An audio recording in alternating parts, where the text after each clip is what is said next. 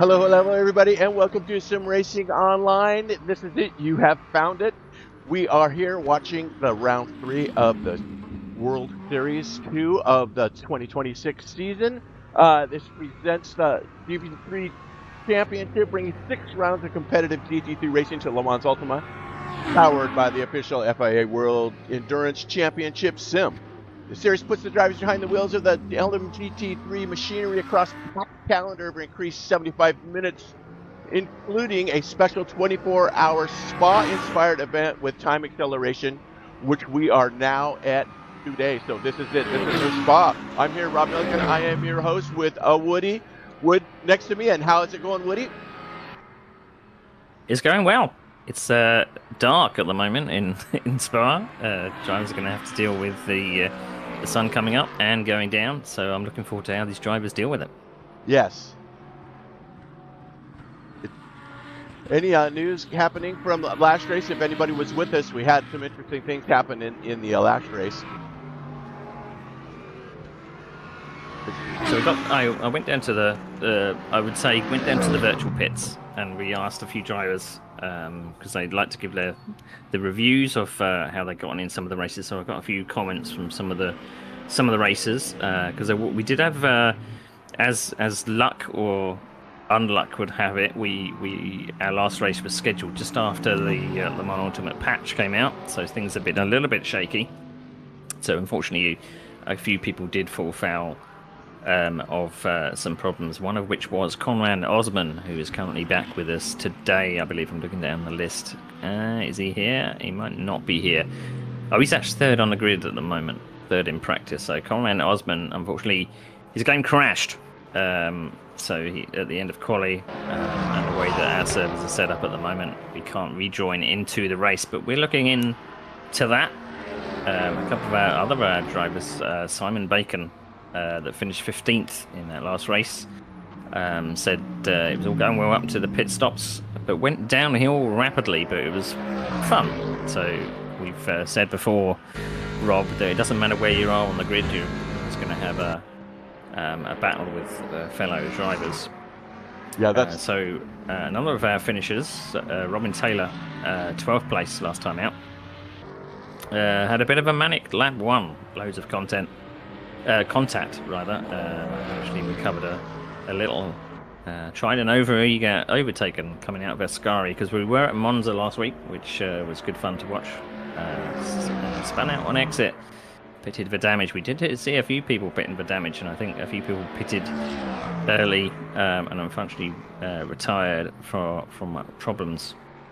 Another of our newcomers, it's actually a driver that I recommended getting back in sim racing. He's and it probably not like me saying this, but he's an old timer. He's been around for a little while, as I have. Yeah, but Mike Wrightson. Yeah, he started out and he got his 9th in his first race, and he was saying that he outdid himself in his McLaren. He got a personal best, but he said he was doomed to fall back. I'm guessing the McLaren probably didn't have the legs at Monza. It might prove to be maybe a better car in some of the other races. Maybe in these cooler conditions it might come alive, who knows. Maybe put in slightly too much fuel. But I mean, that's always a little bit of a guess. Sometimes you don't want to put in too less fuel. That's always kills a race. And then we have Hugh Smith, who finished 8th last time out. He told us that the race was good. Him and Nick Westy had a little bit of contact during the race. They were fighting really, really hard. And I think he finished ahead of Nick Westy in the end. But good battling out there of Hugh Smith. He's in one of the noisiest cars, the Ford Mustang. So that's always good fun to hear going around. And then we come to Philip Pichler, actually our World Series 1 champion. And he's currently second in the World Series at the moment. Finished 5th last time out. And he was saying that he had a good battle with Julian Bors. Wheel to wheel, but overestimated how much time you can save by saving fuel. So we did say that might come into play, because this is endurance racing after all. If you save a bit of fuel, it means you're putting in less at the pit stop. So that's something to bear in mind for when he competes at Spa today for what is 90 minutes rather than 60 minutes. But we didn't see much of Gaten Noig last time. Basically went out to the lead and we didn't see him. But unfortunately, he did fall foul of the stewards. He did get a slap on the wrist from the stewards because we did notice that he stopped out on track in qualifying and didn't make it back to the pits. So the steward said, no, we're not taking that. And they've taken his pole position point away. And unfortunately, he's going to have to do a drive-through at the start of the race, which puts him at the back of the grid, technically. And I think he has to serve it within about 5 laps, Rob. Yeah, I think that's what the stewards decided on that. That was a tough break. I mean, he admitted it too. As he spins around, as we're watching him now, he still is fastest. I think it's going to make for some good racing too. If you have someone like that, he's so skilled and he's so fast, he's going to be working his way through. So we're going to be able to see some good racing either way, as his car might be damaged. We did get a heads up, and everybody's probably aware, all the LMU fans, and there's actually a video from the devs that they did introduce a couple of network issues with the 4.1 or 1.4, whatever the heck we're in. So I haven't seen any. I've done several dailies this last week, and I haven't noticed anything horrible, but I have seen the videos of what happened. So we'll see how it goes today. It is what it is. So. And since you were mentioning the points, I have here this beautiful spreadsheet that you yourself, Woody, has made for me.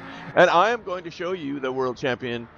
These are the Championship Season 2 World Series points right here. And you can see, I'm sorry, this is last week's champion. Boy, I got him loaded backwards. But anyway, Chatan, Noyles, he won. Lars Hagman was second. Rizzo in third. That was last week. And that is your top 10 with Bjorn Hagman bringing up that 10th position. You can see Taylor and Mataj in there. And then SimRacingOnline World Series, here's the points that we were talking about. 356 points, I believe it, or is that it? Yeah, it's 856. I can't see. That's why I thought last week's stop and go was 10 seconds when it was 100 seconds for when he ran out of energy. I don't know if you remember that, but I can't see anything. I'm as blind as a bat. But there is Philip Fischler in second place, Team Solitude, Hugh Smith in third, Nick Westy. So there is your World Series. This entails all the races. This is the first series, plus this one. There is 2 more to go for 2026. So we will see how that all pans out. As we are breaking it down, we got about 4 or 5 minutes to go until quality. I think it is up to driver's choice as well, isn't it, Rob? That they're going to have to make a choice what sim they want to do next, because we have done them on Ultimate for the first 2. Yes. These are aggregate points for the Championship, the World Series, so it could go off to Automobilista 2, or it could go off to R Factor 2. It's completely up to them. Correct. We are going to see. We'll put a poll out there. We're thinking an open wheel session, maybe open wheel for, it is supposed to be the World Series. We want all types of racing. So the Tin Tops, we've done 2 in a row with the Protos and these GT3s. And we are going to move on, and that information will be on the website within the next couple of days. So winding it down here, we got about 3 minutes to go, I think, go quali. So you can see the clock up there. It'll be a 15-minute qualification session in the daylight. This race will start about 3 p.m. in game time. Go through the night with a morning finish. So only the strong will survive this battle at Spa. I really enjoy these simulated type 24-hour events. It's always a fun deal. There was supposed to be a little bit of weather maybe, but the weatherman was nice today as we checked it. It was what was light drizzle has turned into just clouds. So I think it's going to stay nice and dry for these guys through the night to finish, which I'm sure they'll be grateful for. I think what they've got to watch out for, you talked about time changes, and they're going to finish in the early morning, early afternoon. It does depend on this circuit where the sun comes up, because it can be, depending on, I guess, what you got your graphic settings set to, you can get quite a big sun shafts coming through the windscreen, and it can be a little bit blinding. So drivers have got to watch out for that. And the same as it's going to go so quickly. Obviously we're only doing 90 minutes, and it's to a 20-hour simulated. Their reference points are going to change quite quickly, and so don't set a reference point to a shadow or something like that. Otherwise, that will disappear. So that should be interesting for the drivers to handle. there was an interesting discussion on the website about the lap times and stuff. And Televitier here, he started it, and we were looking at all kinds of different websites that post the fastest laps. And with a fixed setup racing at Le Mans in their dailies, it's tough. I think a 19 is tough to get with the fixed step, but drivers are getting it. He doesn't get a little sideways there in his quest for speed. I'm sure he's got very low downforce, a nice 360. But they're now into the 19s here on our server. So 19.7, as you can see, is Gaten, and 19.8 by Hugh. Conrad's right behind him, also in the 20s with Matej and Lars and Tony. They're all in the 20s, including Armando Ortenzi. And then we jump to the 21s with Robert Taylor just a second off. So kind of interesting to see these open set. These guys can do what they want. And I think that 18 is like one of the record times. So these guys are really close at a 2:19.6. So it's a little bit of... Yeah, it's sometimes hard to tell from practice whether they're actually working on their race set or they're qualifying, because it's always the case that they'll be setting times in practice, and then as soon as it comes to quali, they'll go like 2 seconds faster. So it does vary, and of course these cooler conditions at the end of practice might throw a few people off, because I'd imagine the start of quali may be in daylight. So drivers got to adjust very, very quickly, and hopefully the colder temperatures is not going to cause any problems. Yes, sir. As we are just about there, we are ready. 5, 6, 7 seconds as the session changes over here. We will get ready for daylight. Be prepared. Put your sunglasses on. We're going to be blinded as the qualification session is about to get underway. I mean, these guys are possibly... there is the daily races taking place at the moment, as you said. Spa is actually one of the races, so these guys have probably had plenty of practice if they do take place in those. So, but this is a little different with a little bit of a time change and a little bit of a shorter race. It's not 4 hours; it's only 90 minutes. It's long enough, isn't it? Yes, it is. And here we are in the daylight. Very beautiful. Ha! All right, we are getting ready now. Let's see. Matej is jumping out there. Looks like he is trying to get right up on track first as they're lining up, waiting for the green light. And 15 minutes of quali. Now remember, we cannot leave the session without coming into the pits, so you can't exit out and continue. If you exit, your session is over, as the Scabaler leads us out of the pit.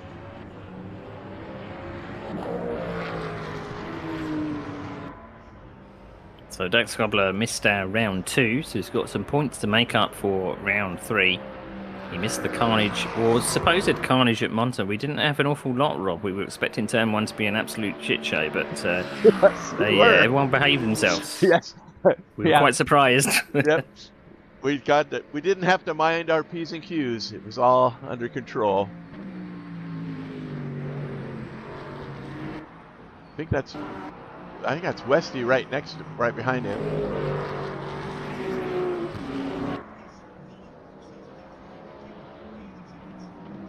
Yeah, Westy in the BMW didn't have an awful lot of luck at Monza.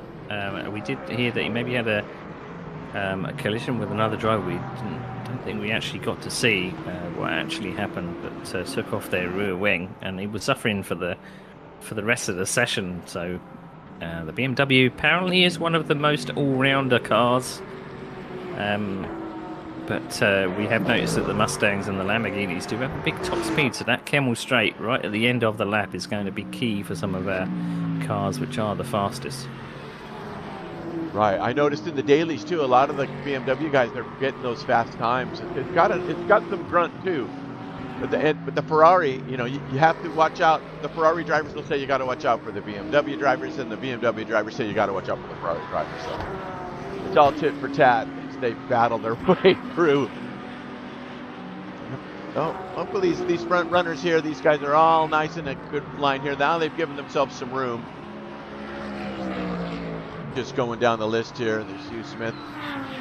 Let's go back up. Work our way to the pointy end, as I think Matej is about to cross the line. There he is now. So first time lap in quali. Started here by Montage.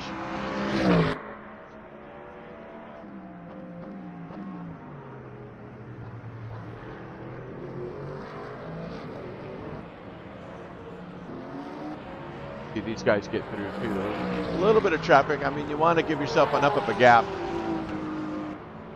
These guys are all pretty quick. These guys at top.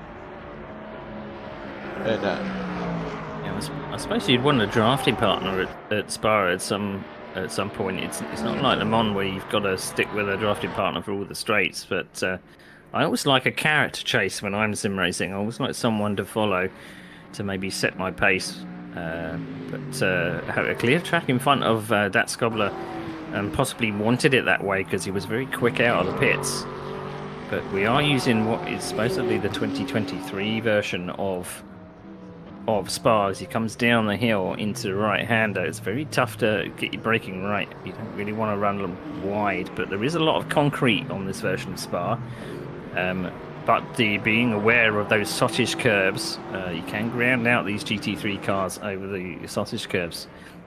Now we come down the hill to a left-hander, very quick. Again, you've got a little bit of safe area on the right-hand side. You do run a little bit wide, but making sure you don't take too much curb. And coming down to the S-bend here, right and then left. You've got to get your line exactly right. Right, the campus turns. Yep, indeed. And ignoring that gravel trap, because as soon as you get into that gravel trap, it can suck your car off the track. And this is one of the fastest points of the circuit, so try to get a good entry. It did look like Dat Skobler grabbed a little bit of curb and a little bit of grass. Yeah, gravel too, but trying to get a good exit up here, because this is vital. It stays as wide as possible without track limits, and nearly flat out, I would imagine, around that left-hander. And down to one of the slowest corners of the track, which is this chicane, where some of the passing places, or one of the most popular passing places is going to be, and he comes across the line for what, his first lap. Yeah, and as you can see, Montage, Noyles has the first sector, and Montage has purple in sector 2 and 3 with a 2:19 right off the bat. But then Gayton comes right behind him and just jumps on top of him with a 2:19.4. So 2:19.6, a 2:19.4, and a 2:20. Our first 3 laps. Nick Westy showing himself in there. And that BMW just a little bit off the pace. And some more of the drivers are coming on. Philip Fischler, who did make it in, he was not in. He came in. He wasn't in for much of the practice, but there he is in his Mustang too. So good effort from Talviti up in third at the moment. He did say he was having a few problems with his pace last time at Monza, but only 0.2 away from provisional pole, so a little bit of time to find, but not an awful lot. So the top 4 covered by about 3.5 tenths of a second. Yeah, this is going to be good. Tony, he was like almost getting air through as he came up through El Rouge there, powering up the Kemmel Straight. So, up into Lacombe and Brussels.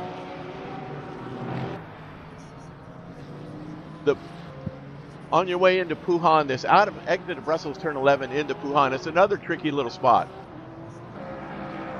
Get that curve just right. I think a lot of drivers get their times when they improve right from that area right there that he is just now going through. Tony coming down in here to Pouhon. You hit it just right. So I was racing the BMW in the dailies, and I'm not that good of a driver. I did manage. I did 2 in a row. I got both top 10s, a 7th place and a 10th place out. I think there's 20 drivers on the server. You just got to get through the mayhem in the first. Whoa, as Tony gets a little sideways there. But I was finding I was quicker if I dropped down into 3rd gear in the BMW going through Pouhon. So I'm curious to see what some of these guys are going to do through there. Yeah, I think track limits are going to be key. Obviously, the lap is quite long, and you don't really want to dip a wheel off onto the track limits because it invalidates pretty much your whole lap. So, right, got to be very careful. Dat Skobler now has taken that pole position back by about 2 tenths of a second. So, the 2 battling at the top. And Hugh Smith now pops up to 3rd place. So Noix again is going to want that back. Got 7.5 minutes to go, just about. As you see Bjorn getting out of his way there. Or was that Lars? Yeah, Lars is in the Lambo, and brother Bjorn is in the Porsche. So get that right. Let's get that right. But Mataj, good show, keeping it on pole, and he's letting Noix go around him. Neither one are up in their sector, so this will probably be a rest lap for those guys. Let's look down the line here. Here is Mark Ekins, as we see coming out of the pits in that pink Porsche. Who was that? I had him in the pits earlier.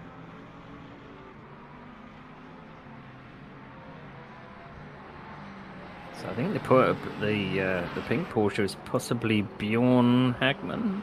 No, he's in the blue one this time. Tanner Sylvie. It might be Tanner Sylvie. He has switched to the Porsche, so good for Tanner. Great to see Tanner out there just looking the different cars. Meanwhile, Hugh Smith puts up a purple lap. Whoops. He is purple in Sector 1. Let's watch him work his way through. The campus turns, I believe. No, he's past that, isn't he? Yeah, so we're coming up onto the Stavolo, I think. Yeah, Blancmont, 17 and 18. To see how he does up here. Is there any kind of a lift? No, man, he's gearing it down. He's keeping his foot in a little bit of a slight lift if you saw the RPMs. But that's kind of how you manage that section, I think. Especially, the tires are all hot by now, so. Really good through there, so. Awesome stuff there.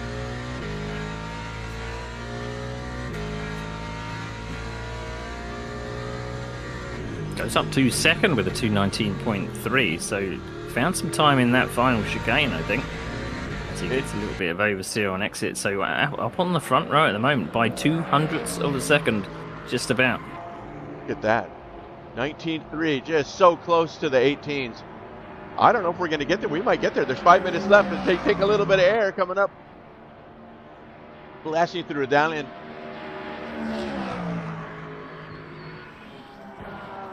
Two quickest parts of the track here for Blancmont and the Kimmel Straight.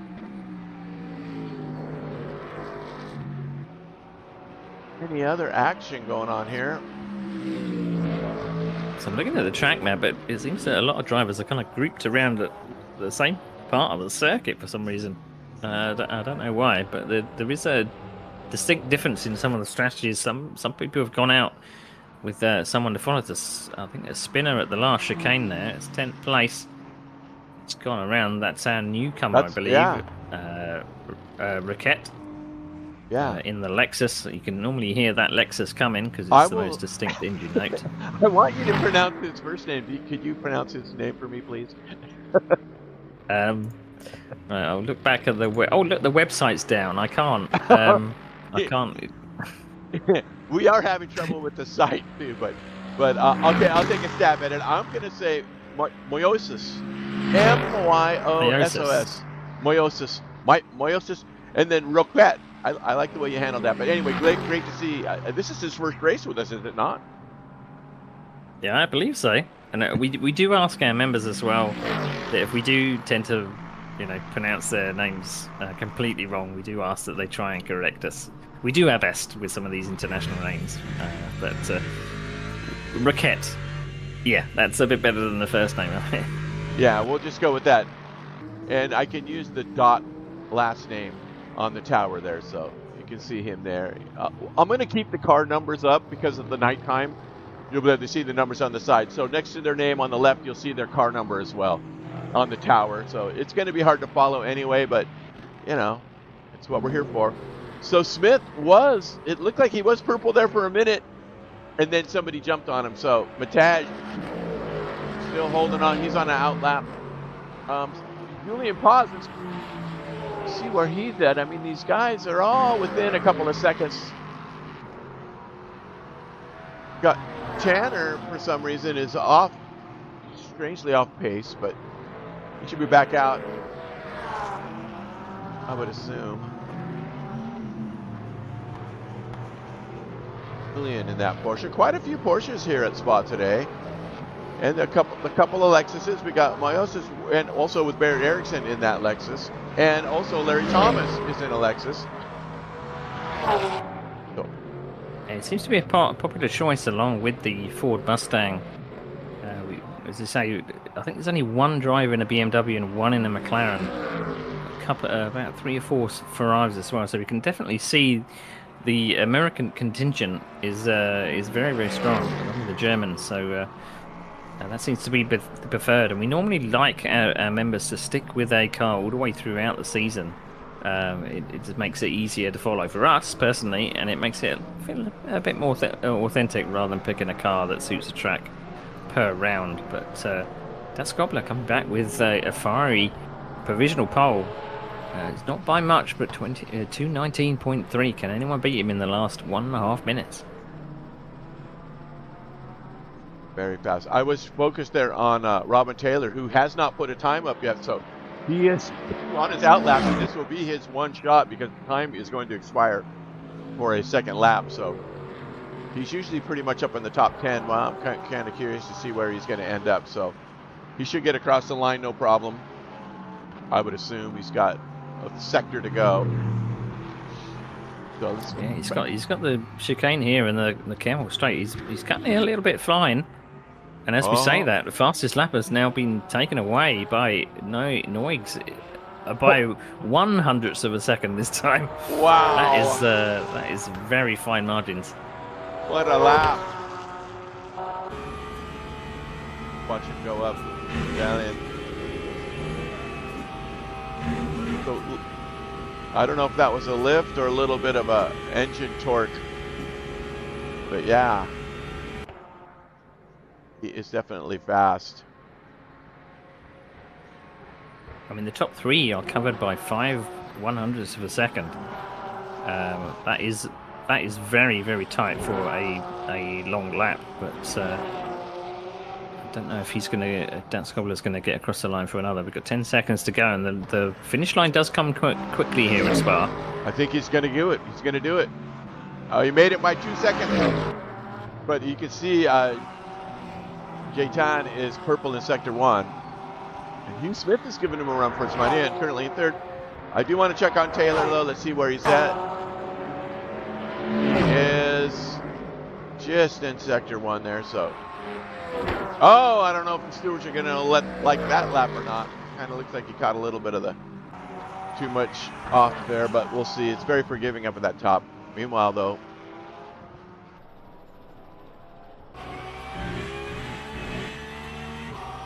Noyle.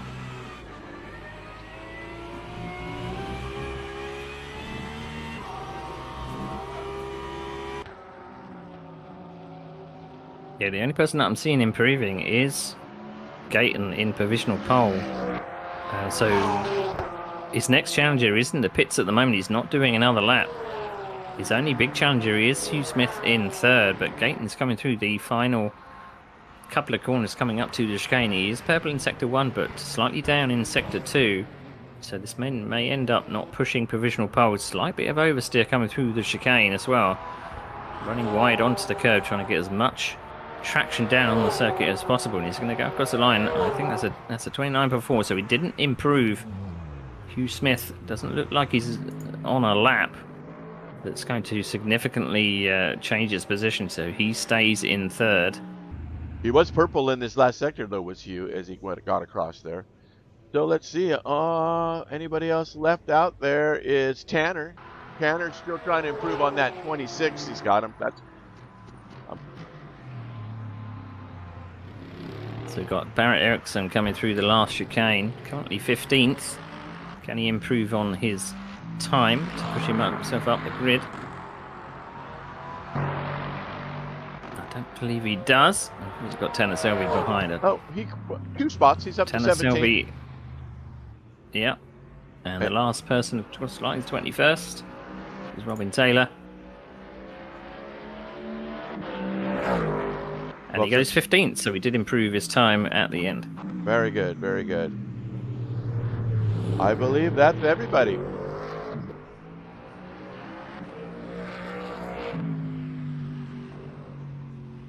What a quality run in the beautiful sunshine. Here we are. Here is your qualification session results with Gaetan Noyles without the S. Noigs. We're never going to figure it out. Matej Descabelaire, Hugh Smith, Tony Talvite in that Porsche. So it's a sandwich of Fords around 2 pieces of Porsche bread. So the meat is in the middle there with those Porsches. And then the Ferrari with Armando and the BMW with Nick Westy. So we got a good representation up there, the top 8 or so.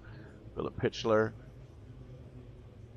And in, where is my, I want to turn the page. Not going to let me. So there, that's your top 10. That's all you get. Unless, wait, there's more. Okay, there's Julian Paz, Bjorn Hagman, and Miles Roquette. Mark Eakins in that Ferrari, and Robin Taylor in the Ford got himself to 15th there. Barrett Erickson cruising in 16th, and Mike Wrightson, your good old friend, old timer like us. Tanner Sylvie, Simon Bacon, and Stefan Winham bringing up the rear. And last but not least is Gila De Silva and Larry Thomas. So there we have qualifying results. All right. With that said, we are just seconds away from the start here. And let's starting on the tail end of the back straight, and then they've got to squeeze themselves through that chicane, and then head on to the front straight. So the pinch point, we know for a fact, and we've seen it so many times, is that first hairpin. So turn 1, as long as they get through there clean. Let's hope everyone, fingers crossed, gets through there clean. They'll be heading up the hill towards Eau Rouge and Raidillon. That should be spectacular on the first lap. So hold on to your butts. It should be an exciting first lap. I've got the replay camera is ready as they negotiate themselves to the line here.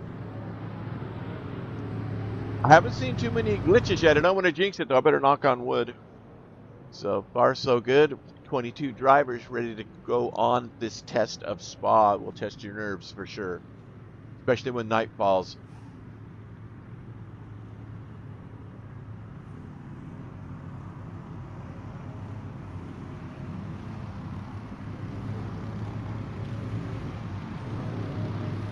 There they come out of the hairpin, getting ready for the start, waiting for the green flag. They all look in order. We're going to have a clean start.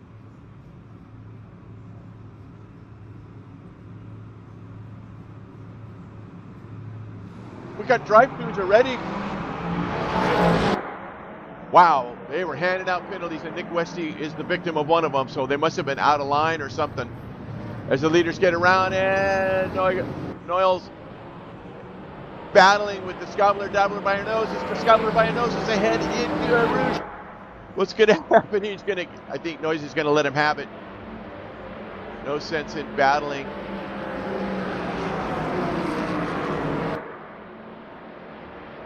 Great start for it, but Descabelaire. Field comes through, but look at all these drive-throughs, Woody. Bacon, Winham, Thomas, and De Silva all got drive-throughs, as well as Nick Westy. So they must have been naughty in the warm-up line, but I hope that it wasn't something game-related. And Thomas gets a drive-through already. The stewards are quite busy here this morning already. As you look back at that was the top 4 here is 5th place, Osman, that silver Porsche. He got knocked out of last race, I remember.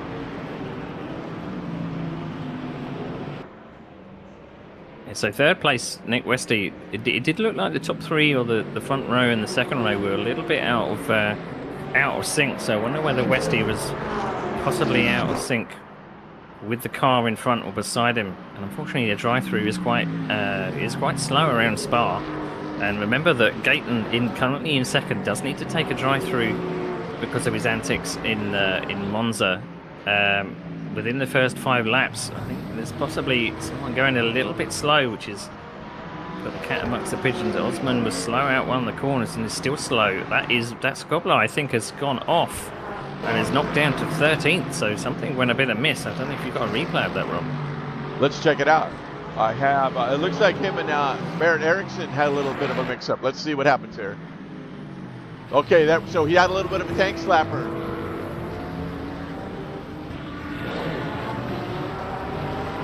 Not sure if that was his. I'm going to see if I can check it out from the other camera view as we're back to live now. Trying to sort this. Yeah, it did look like he just got a bit loose and overcorrected, and that unfortunately that spat him into the barrier. But all of that hard work he did in quali has now been undone, and now Westy leads. I think that here they come. I think that Gayton has already gone in for his drive-through. Yeah. Westy stays out front. Gayton is out, and he is in 14th, coming out in 14th. And Westy. So those with drive-throughs do need to do their penalty in 3 laps. So Westy out in that front view. I hope that he realizes that he does have a drive-through. It's sometimes in VR it's a little bit tough, but I was racing in VR and I didn't miss any of my penalties that I got, and I had lots of them to test. So. Smith as they get. Looks like Gayton has rejoined in 14th, just behind Tennis Selby, so he's not too far behind. He was some work to do this afternoon. And Gilles De Silva still has to get through and do his drive. It looks like he's got damage too. De Silva overtake, yellow flag. I'm looking for contacts. I see lots of overtakes. I'm looking at the replay.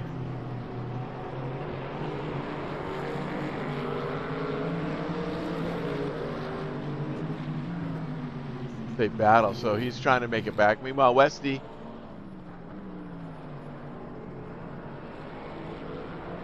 so I'm sure that Hugh Smith probably knows that Westy's got a drive-through, so he's just possibly hanging out under that rear wing, grabbing a cheeky bit of draft. As we said in the build-up about the as I say that, I jinx another one, a drive-through from Das Gobler. He was speeding in the pit lane, so I don't know. Maybe he came in for damage. That little nerf of the barrier wasn't an awful lot, so it's compounding on these drivers. Welcome back, Das Gobler. Right. The game does not like you today. There he is, but meanwhile, where's that battle? Okay, Westy serving his. Oh, that was a good battle as getting to get there. As the field passes through, and there's your fastest lap of the race so far by Hill, and immediately, like, Oshman beats him with that 121.2 so as the purple laps are coming through.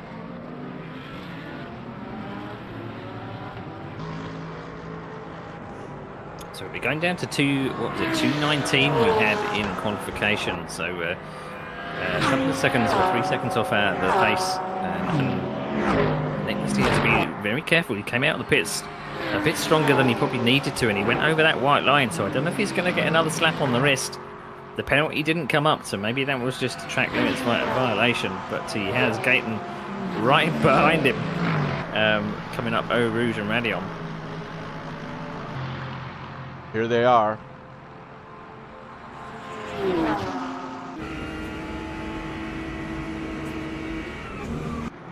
Tough braking there. Great positioning there by the BMW. The Porsche just tries to find its way through it. It's just weaving and trying to thread the needle there. This is a very tricky spot for a pass. Definitely going to find a way around here as they come down this really difficult part. Out of Brussels onto Puhan here. Let's see if he gets the run.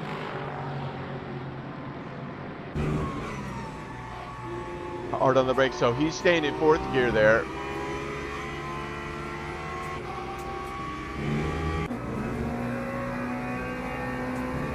BMW.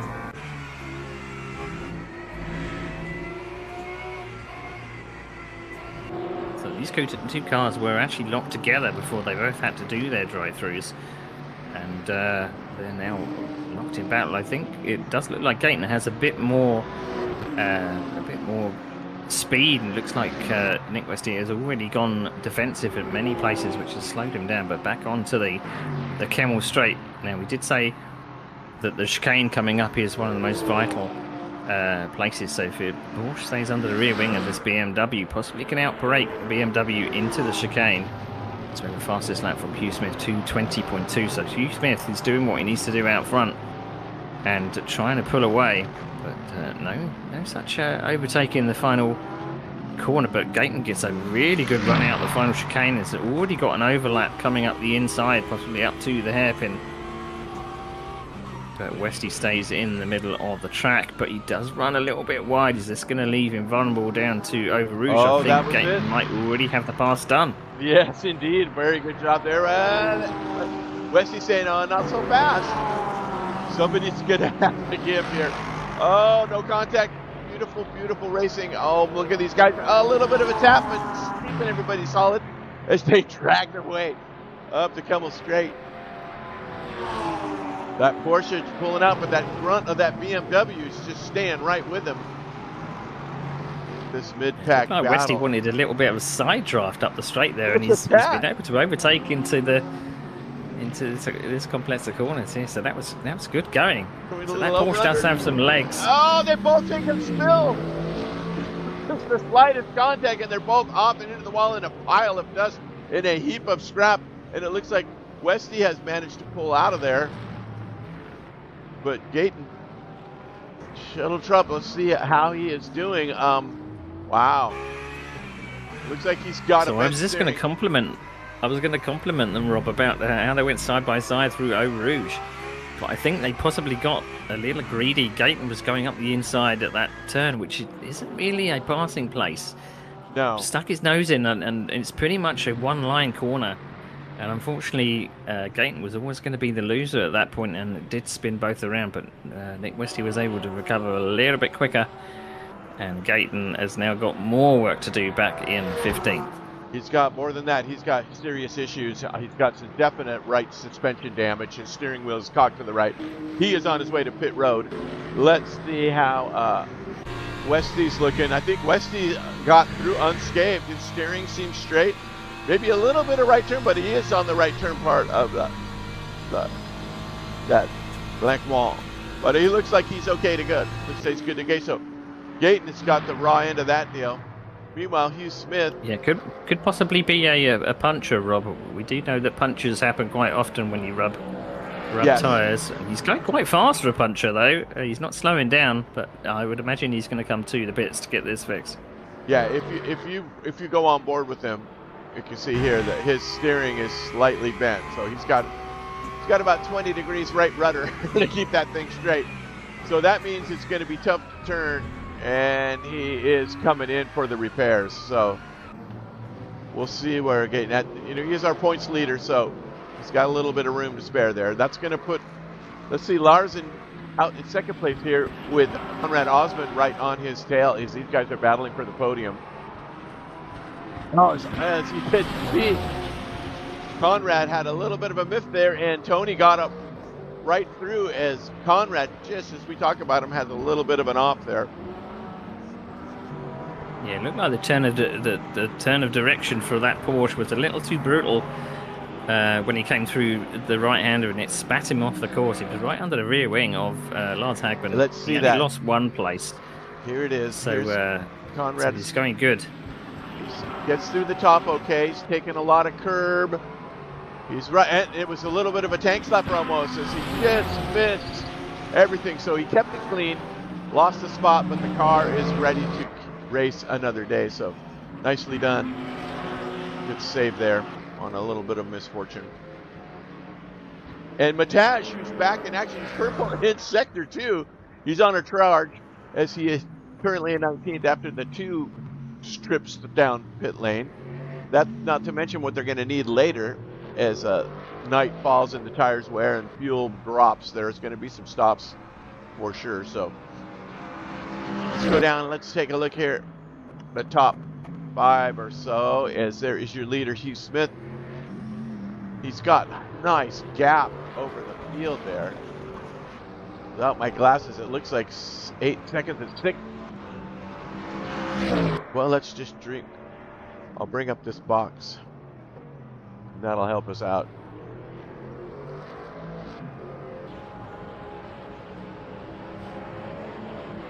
Yeah, he's putting it way out front. I'm guessing he's just making the most of the daylight time.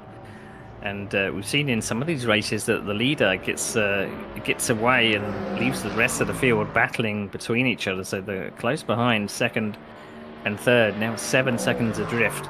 But Lars Hagman has been able to put out a little bit of a gap on Talviti, now inheriting that third place from Osman in his Porsche.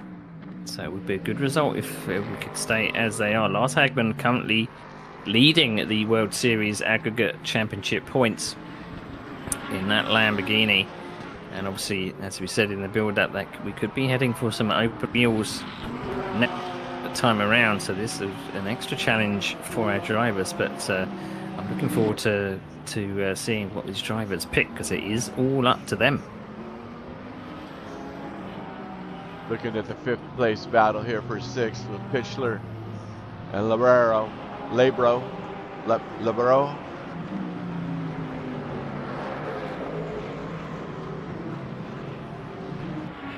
Something like that.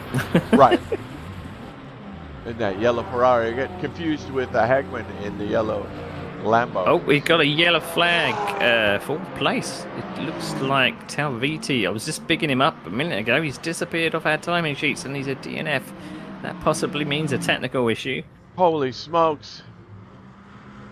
Let's see what happens here. Let's see if we can get a shot of it.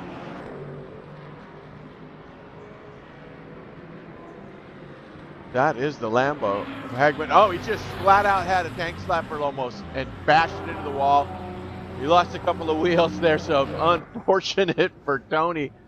As he calls it a day at Spa. He won't even have to worry about the nighttime, as he is currently sitting in pit row. He's going to head up to one of the fine, beautiful restaurants at Spa here. There's lots of stuff to do when you're not racing, if you've ever been to this place. It's amazing.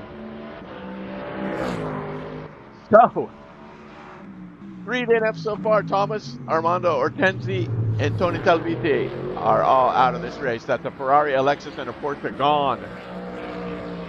Ford leading the way with Lamborghini and Porsche wheeling the podium so far, as we are 15 minutes into this race. All right. I've noticed too that Gaten Noyes, he has a lot of energy remaining. He has the most energy of the drivers left on track at 93, so he pitted for repair and topped it off, and he should be back.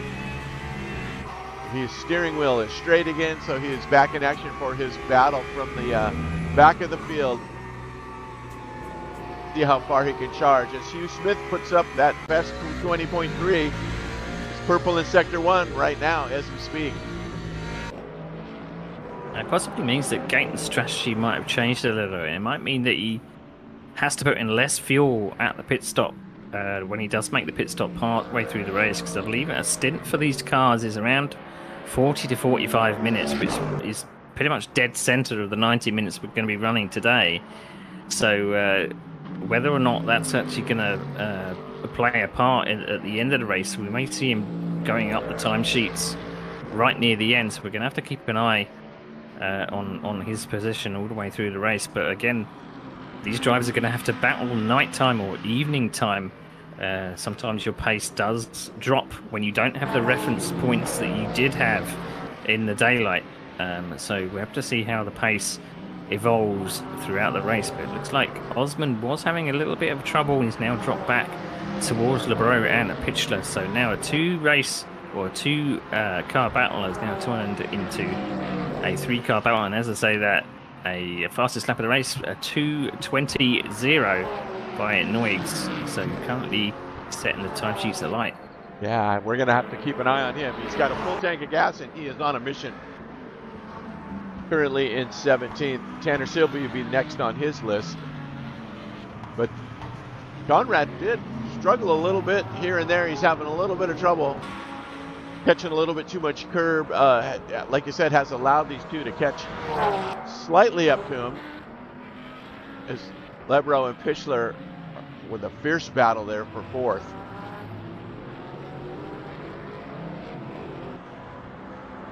Philip, the 2025 World Series winner. Doing some of that driver stuff. Cars come flying up.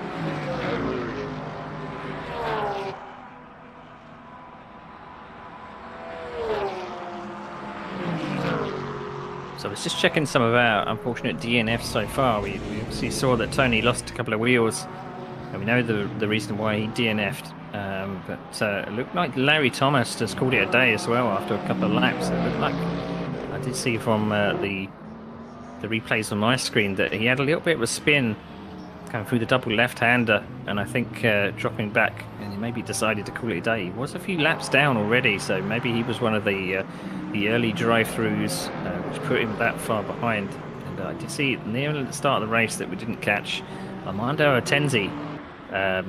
Managed to, I don't know if he actually made the start or not, but he may have fallen foul of some technical issues. So 3 DNFs so far, and Giuseppe Silva still has a drive-through that he hasn't served. So I wonder if that's actually going to bite him a bit later on. He's only done 5 laps, so surely that would be surely the stewards or the in-game stewards would be having a look at that. I'm not too sure. Shadows are starting to get a little bit long here. They're getting ready for sunset. The Ekins in that 7th place in that Ferrari. Just ahead there is what he's chasing after in the Porsche. Hegman, who's Bjorn's made himself up into the top 10 there, currently in 6th position. Good fight in there. Go back up the line to Pichler. You see the shadows are already falling deep here by the start finish.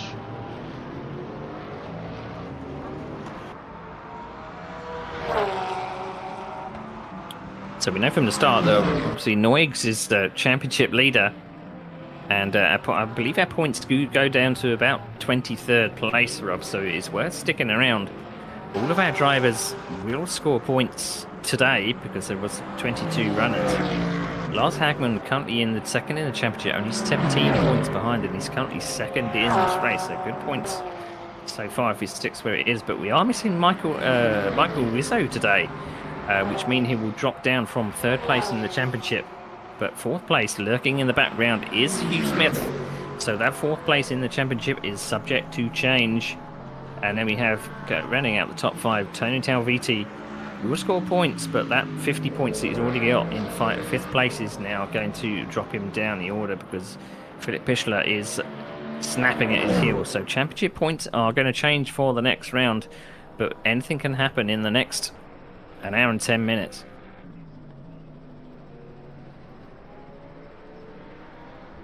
Hugh Smith currently leading with that 10+ second gap. So he is just hitting his marks, getting ready for the nightfall. I'm curious to see if these guys are going to be pitting during the night session.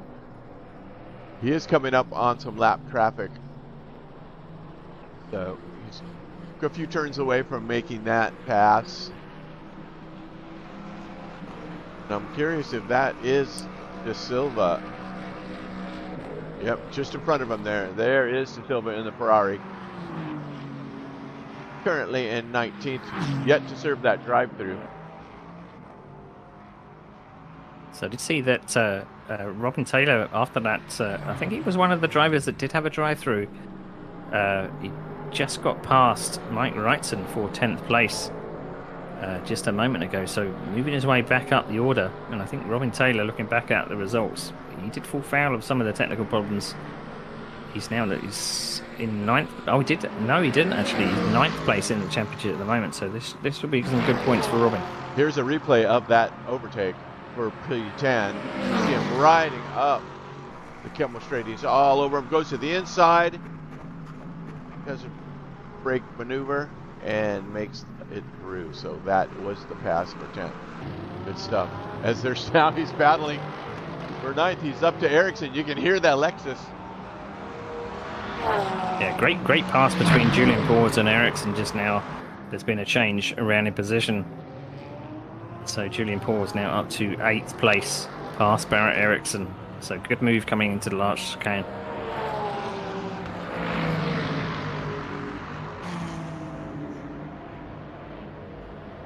Have a look at that. In fact, I'm going to watch that as these guys are making it up through the bed. Is he going to have a pass here? Is he going to try get through that Lexus?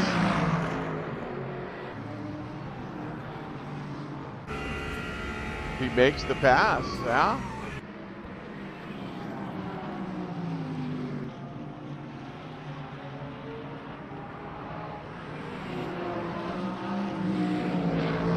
So Robin Taylor's making a real big progress through these last couple of laps. He's been on fire.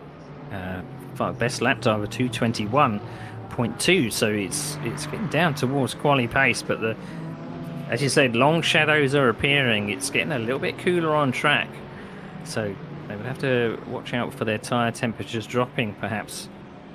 I don't know if it will make them go.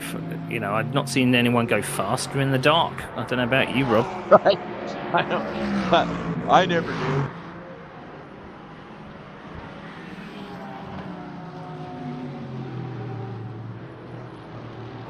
I think we can get up to this battle here with. There's Julian. Be next on Taylor's target list, and then in front of him is Mark Ekins in the Ferrari. Then we get to the Hagman Porsche. Closing in, trying to keep it in the same zip code as Pichler and Lebro, or battling for that 4th position. Pichler currently in 5th, just ahead of Hagman here in 6th. Yeah, good gaggle of cars between 4th, 5th, and 6th here. This game comes to its own. Just racing in general comes into its own when the sun goes down and the headlights go on. Which we it just makes witnessed. It look, it's a beautiful sight. But again, once the light comes down, your vision kind of narrows towards where your headlights can see. And I think you need a lot more confidence in the car and your circuit knowledge to be able to pick out where your braking points will be. Because we will not be able to see an awful lot when it gets dark. When it gets dark, it gets very, very dark. There's no circuit lighting as well. So. No, just a little bit around the grandstands at the start-finish, and that's it. Pichler just relentless on the back of Lebro there. Lebro just keeping it wide as he can.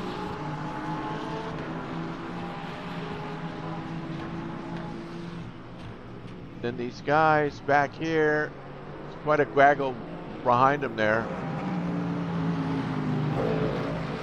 Hagman.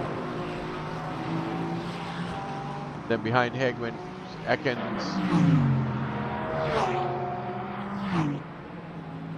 And then we get down to the pause battle here with Taylor.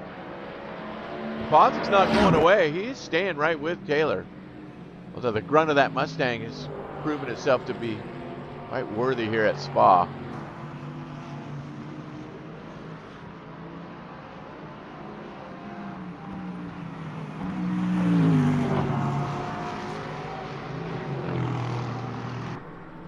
I think there's a just looking down the list of championship points, it's looked like Romain Lebro possibly falling foul of some issues because he's only done 1 round with us, so he missed a round, but he's currently holding up Philip Pichler, it looks like. So this battle between them, Pichler's now in the I was going to say a poor sandwich, but Hagman just behind wants that place, so Pichler needs eyes out the front windscreen and in his mirrors at all times. Right. This is a nice tight battle here. And a nice good one behind him there with Westy and Roquette. Some of Bacon and Ericsson and that another little gathering back there. But meanwhile, Smith is he's just running away with this thing, man. Look at this gap that he has. He's got 10 seconds over Hagman, about to be 11.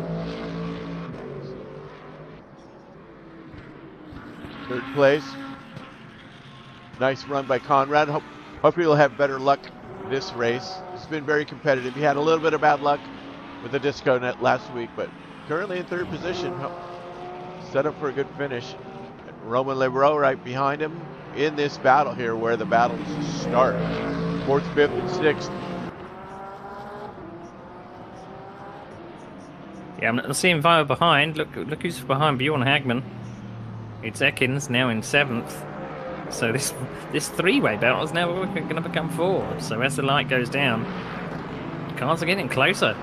As I say, that Ekins runs a little bit wide, but so it seems like the field is tightening up between 5th to 7th place, 4th to 7th place, and then we've got a gaggle of cars behind. We're already lapping cars. 19th has been lapped by 9th place, so that's going to come into play as well, Rob. They're on board here with Ekins in the Ferrari. Little gains and losses here. He's catching up pretty good as they head through the turns, head onto the Blanc-Mont, where they can open it up. Tricky getting right out of that section. If you're on it right, you can get your foot in it early. See if that Ferrari has anything for these guys up there.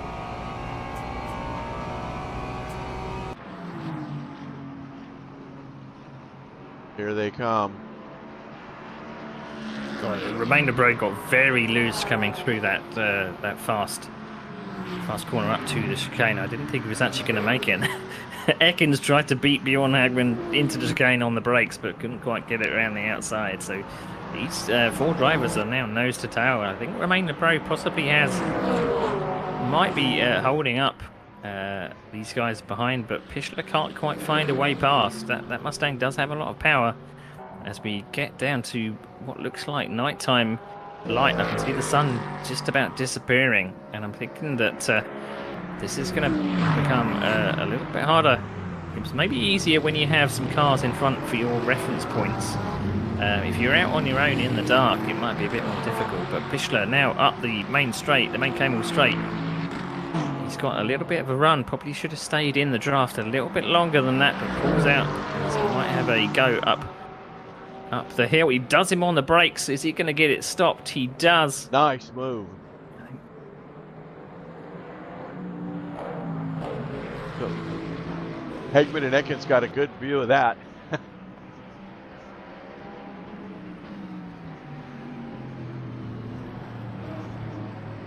Also, whilst all that was happening, I believe Julian Paws put a pass on Mike Wrightson. So again, that McLaren, I think Mike Wrightson might be suffering a little in a straight line, or perhaps playing the long game. I did see him doing some practice at Spa, and he's worried about his burning up his front tyres. But Julian Paws now up to 10th place. Here is the pass over Wrightson. Going up straight there is where he got him. We outbraked him just a little bit, got in front. So actually really good racing. Back to live action. So we also have a Ferrari on Ferrari battle. Now that Romain Lebreau has been passed by one car, I believe Bjorn Hagman was able to get through. And it's now Ferrari of Ekins and Lebreau right together. They're having a little bit of argy-bargy in Sector 2. But it looks like Ekins is desperate to get past. Tries to outbrake him, that was very close down to that right-hander.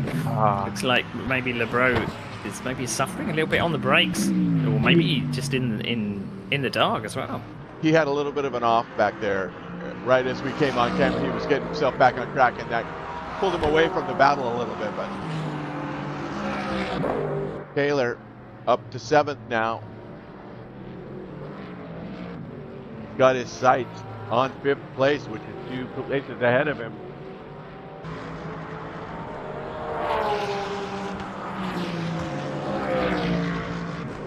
We got a big accident for Nick Westy in the background. I don't know if you've got a replay of that, Rob. Might be some car contact. Yeah, I do have that. Let's check it out. With Raquette. So, Burkett's coming up the inside. There's Wesley. A little bit of bumping and grinding.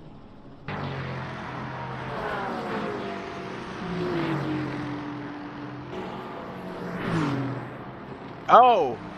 Oh! Oh! He kept it. He nicked the barrier.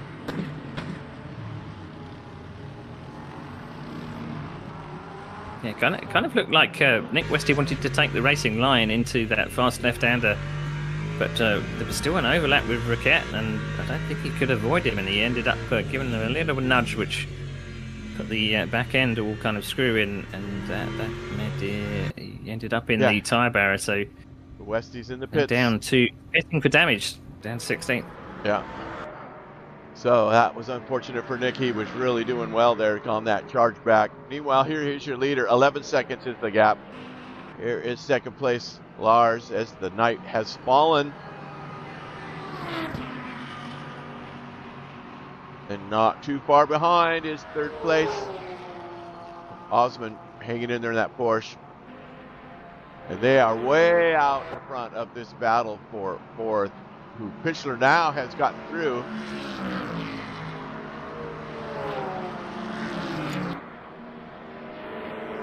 I'm seeing that Romain Lebreau is, I think he might be struggling in the dark because he's dropping like an absolute stone. He's back now in the battle between Mike Wrightson and Riquet for 11th and 12th. So maybe one of the victims of the dark and losing all of your reference points. So that might be a reason behind that. But it won't be long till the sun comes up. The sun, I don't know where the sun is going to rise from, but it may be blinding in the wrong place. But unfortunately, Lebreau is probably geeing up that sun to come up as quickly as possible.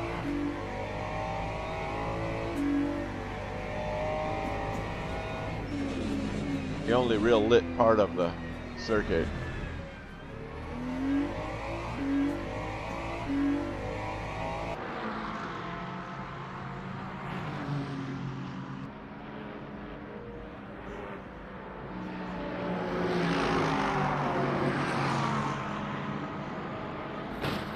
Oh!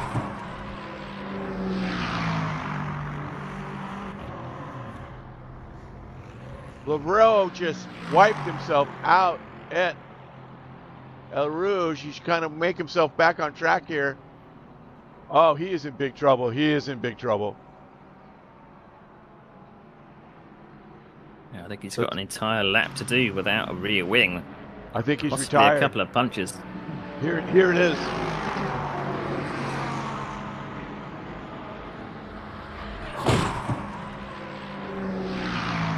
Oh yeah, he just destroyed his car. So another one bites the dust.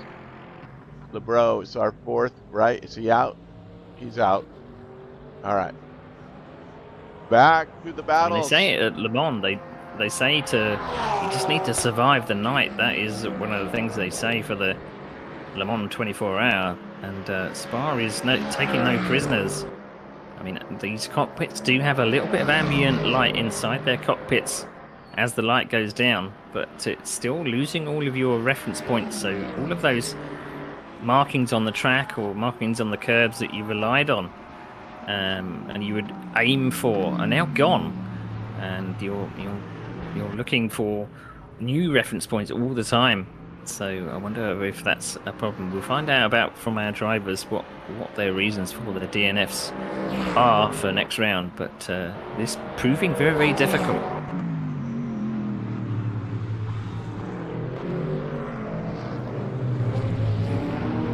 Bob and Taylor all over Hagman there. See, the energy is starting to get down. They're going to be pitting, I would say, in the next 10 or 15 minutes, I would believe. Need some energy. So keeping an eye, it's Gayton Watch back in 15th place. He's now in a gaggle of cars, 14th, 15th, and 16th. Is that him right That's there? Stephen Wenham in front of him. There He's he in a is. bit of a sandwich at the moment. He knows he's got the pace to get past. Stephen Wenham was very kind. He wasn't being lapped, but he knows that faster car is behind him. But Gayton Noyes has got the person that was on the front row with him, that Scobbler, is right under his rear wing, and he's had a bit of a nightmare of his races himself. So two of these drivers together, but we know from the start of the race, because Gaten Noix had to pit for damage, he's filled up with virtual energy. So they're offset on strategy. So even though they're together on the track, they may be offset on strategy when it comes to the end of the race. So these positions may change, Rob.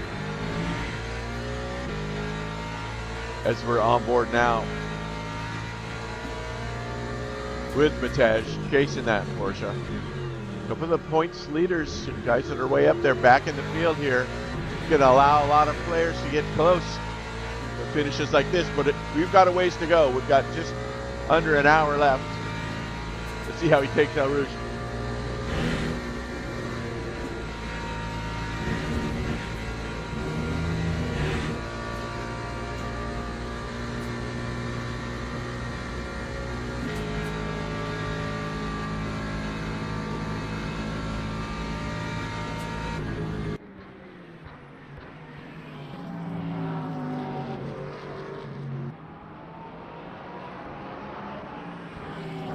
Currently in 15th.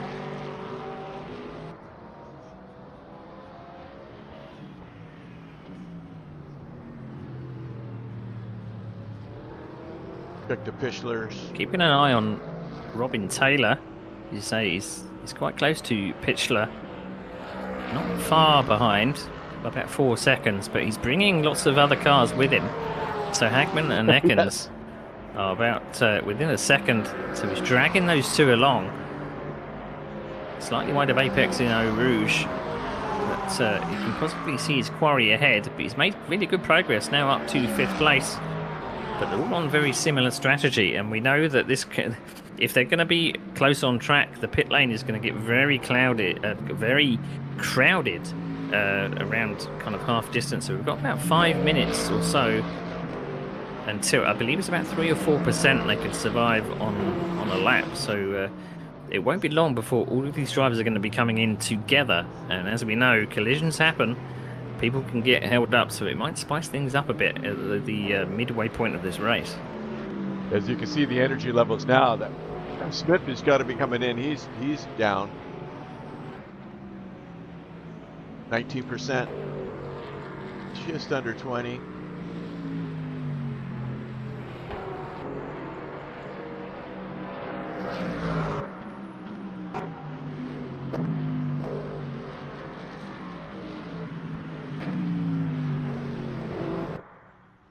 Well, heavens to Betsy.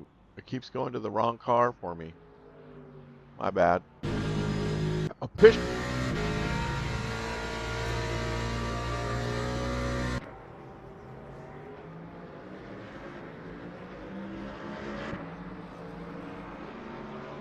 Alright, well, I'm not using that command anymore. Here is your leader. In second place, that Lambo screaming, that thing sounds really awesome.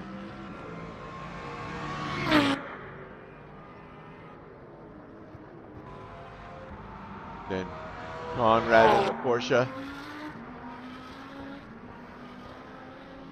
I've not seen these lap times drop too much, Rob. They're still in the 221s, 222s. So a lot of them are keeping pace with what they were doing in the daytime hours. So maybe a few of these guys have done a lot of practice in their evening hours to make sure that they don't drop an awful lot of pace. But as I say, it's maybe easier to keep pace when you've got a car in front of you to keep you honest. And there's many groupings around the circuit. So we've got groupings of 5th, 6th and 7th, and we've also got groupings of 8th, 9th and 10th. We're currently going through the 223 pace, so dropping back a little bit, but still some good points to be had all the way down to 23rd. And I think that drive-through penalty for Gilles de Silva is possibly a glitch on our end. Otherwise, he possibly would have been disqualified by the stewards if he still had a drive-through penalty. So I think that might be just a glitch in the timing there. Yeah, I think you're right.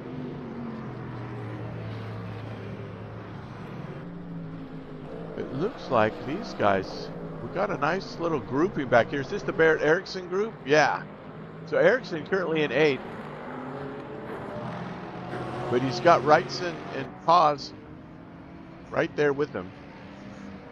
So you can hear that grunt of that Lexus.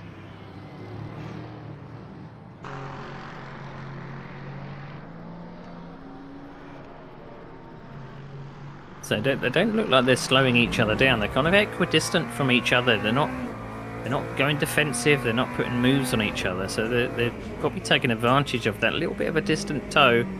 Maybe not close enough to get any understeer on the front of their car. But I'm always kind of keeping an eye on Julian Paws at the back there. Maybe that, as I said before, that McLaren might be a little bit down on power on the straights of this track, so it may be a little bit vulnerable coming out of Eau Rouge and Raidillon and onto the Kemmel Straight. But there's no absence of battles, even though the sun has gone down. But it won't be long until the light's going to change again. But pit stops are imminent, I would say, within the next 2 laps.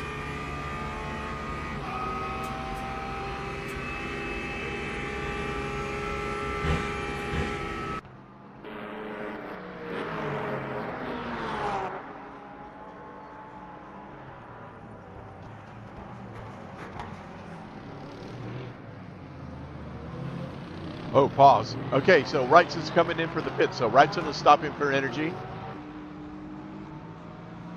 First of the non-essential pit stops. Will be Mike Wrightson going to top it off and get ready to battle the rest of the night into the morning.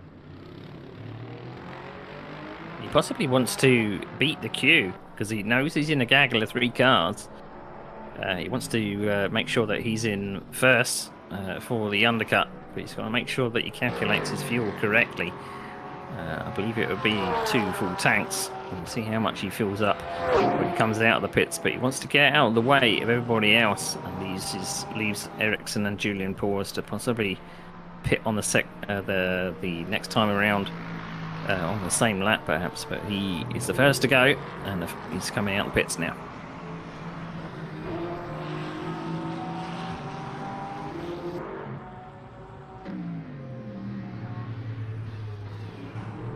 Yep, Wrightson on his way out. Currently in 13th. I think these guys are going to be... He makes it out clean, no penalties, so good job there. And the Gaetan, of course, will be on him shortly.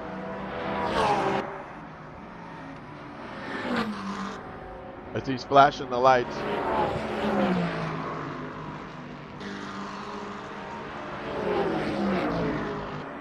There's Gaetan currently in 14th. He's got the fastest lap, does he now, with a 20.079.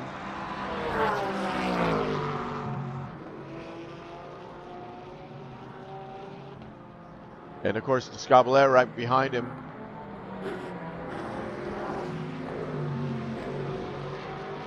Curious with the later pit stops on these guys, because they've still got quite a bit of energy.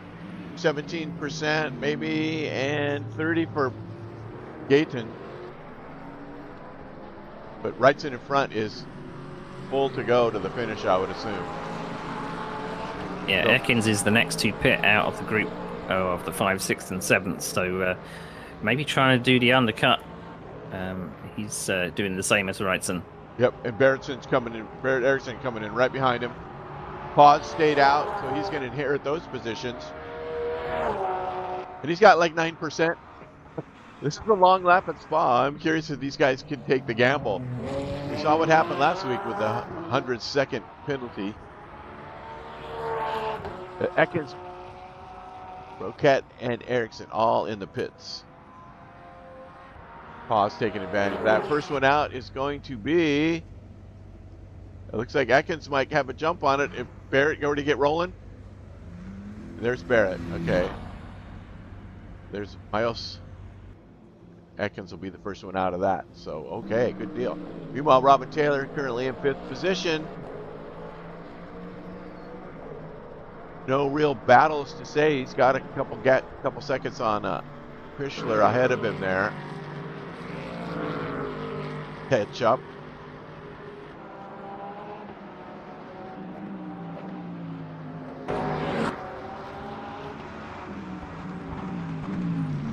Matej and Gaten be battling, and they did get through Wrightson, and Wrightson probably knowing they still have to pit, so not a bad deal just to let these guys through at this point in time.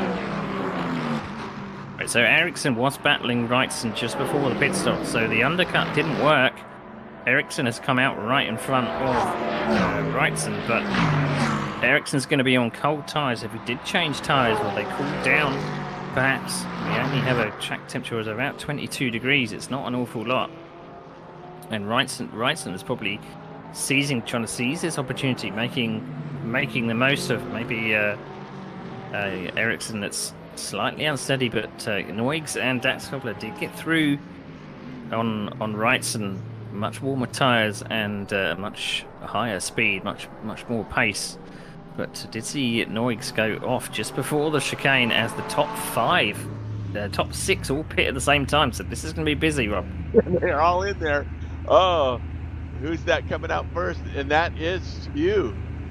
Smith, first one in, first one out. So he had 10, 11 seconds on these guys, so I would assume that would be the same gap.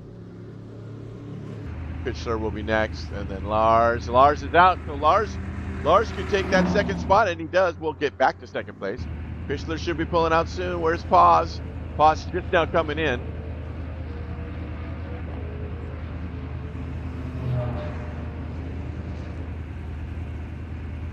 Wow. Yeah, Paz came at the back of the Ericsson-Wrightson group, so we'll have to see where he feeds out to. But Osman just coming out the pits from third, and I think he's staying in third as well. Yeah, it looks like no change there at the top. Taylor coming out. But Taylor, Hagman, and Ekins were battling just before the pit stops, and Ekins is probably close. But stop and go for Hagman, speeding in. It's track limits. So he must have gone over the white line on pit exit. Bjorn, he is not going to be happy with that. That's very costly as well. That is a stop and go. So he's got stopped for 13 seconds in the pits. So that's going to be about 30 to 40 seconds lost. Interesting how it's giving him 13 seconds. I wonder if that was from the type of cut it was. You think it'd be a 10-second stop and go, but apparently not. Meanwhile, guess who's into the top 10 now? Yes, you guessed.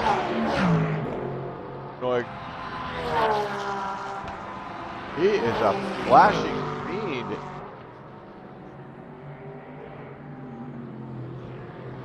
Is that Tanner Sylvie so just that in front of between, him?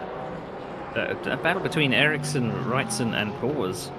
Ericsson is still battling Wrightson, but Paz came out of the pits 8.5 seconds behind that battle, so I'm wondering whether he was one of the guys to change tyres, but he's lost 8.5 seconds to the car in front. I wonder if this is a gamble.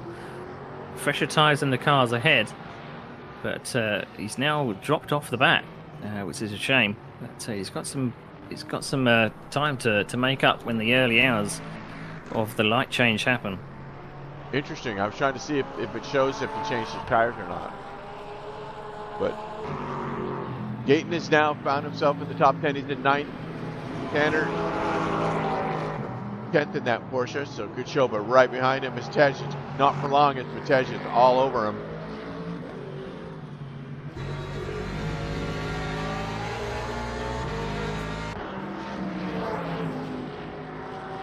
He does get through, so. So Tanner Selby has probably another lap on these guys of Virtual Energy. But probably Gaten, Noigs, and Matej Daskobler are going to be coming in together. They were nose to tail.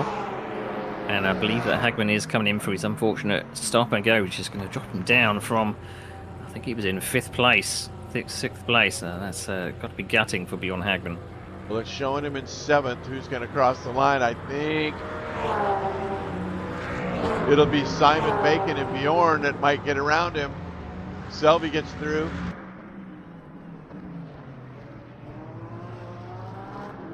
Yeah, Bacon comes into the pits, pitting on his own.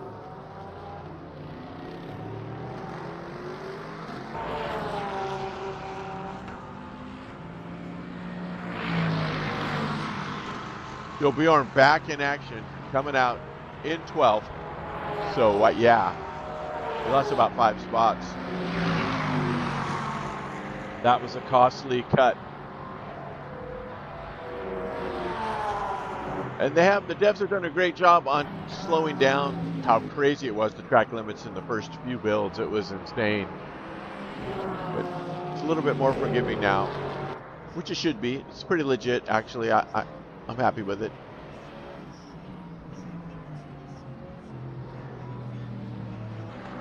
So I think Dat Scobbler and Selby are going to be coming into the pits around about this lap. They've not got long to go until they round the third sector. But Gaten Noyes is going to be probably the last of the field to pit. Yeah, he's gotten himself to 7th now due to the pit stop, and I'm curious to see where he's going to go. He's got 14% left, so I think point 0.7 will get you around, maybe. Is that a fair guess? I think about 2 to 3% will be a lap. So he's got another couple of laps in hand. But he's going to have less to put in the tank than the rest of the guys, because remember he filled up right at the start because of the damaged pit stop. Yeah, so he's only going to have to manage whether he's going to improve on 7th place. Manage that last 30 plus minutes or so.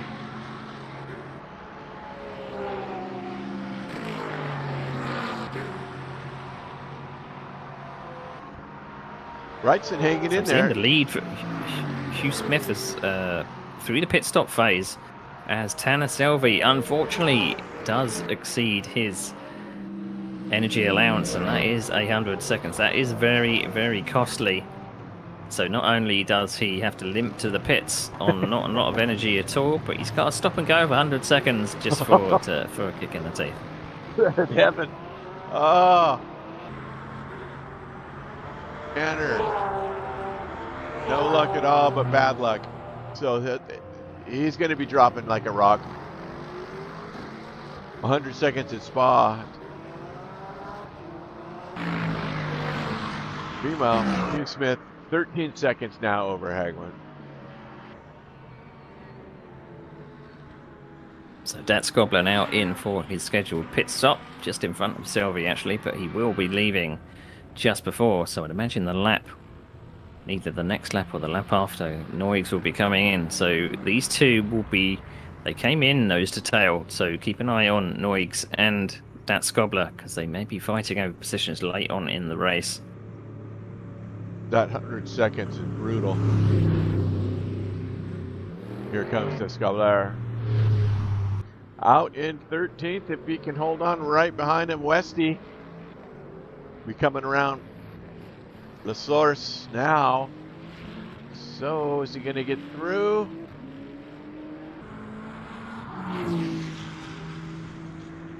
Just in front.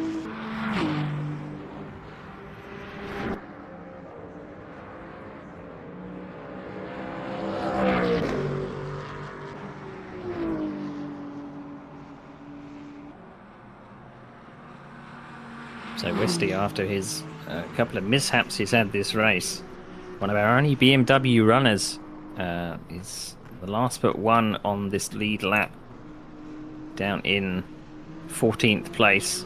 He's not had an awful lot of luck this season. He's been very, very quick, but unfortunately he's not had an awful lot of luck. But we do have 3 rounds left of this season, so plenty of time to catch up and get a good result out of this. But Gaten Noyes seems to be the fastest car on the circuit at the moment, 220.0, but that was in daylight, but still putting in the 221.2, still a very quick time, but currently 7th place, and he's imminently to the pits, putting in less fuel, or have less virtual energy, so less stop time. But we'll see if he was able to stay in the top 10. So I believe, if I run through the order, he's had a drive-through, he's had a pit stop for damage. So I'm trying to count all of the incidents and all the mishaps, but it'd be a good finish if he can finish in the top 10 after all of that. But self-inflicted drive-through, of course, because of a penalty in Monza. But he won't do that again. He's been slapped on the wrist by the stewards, and it's a mistake you don't make twice. Where is this group? Here we go. These guys in the top 10 here. A little bit of a battle here. As it's starting to lighten up, the sky's starting to lighten up just a hair.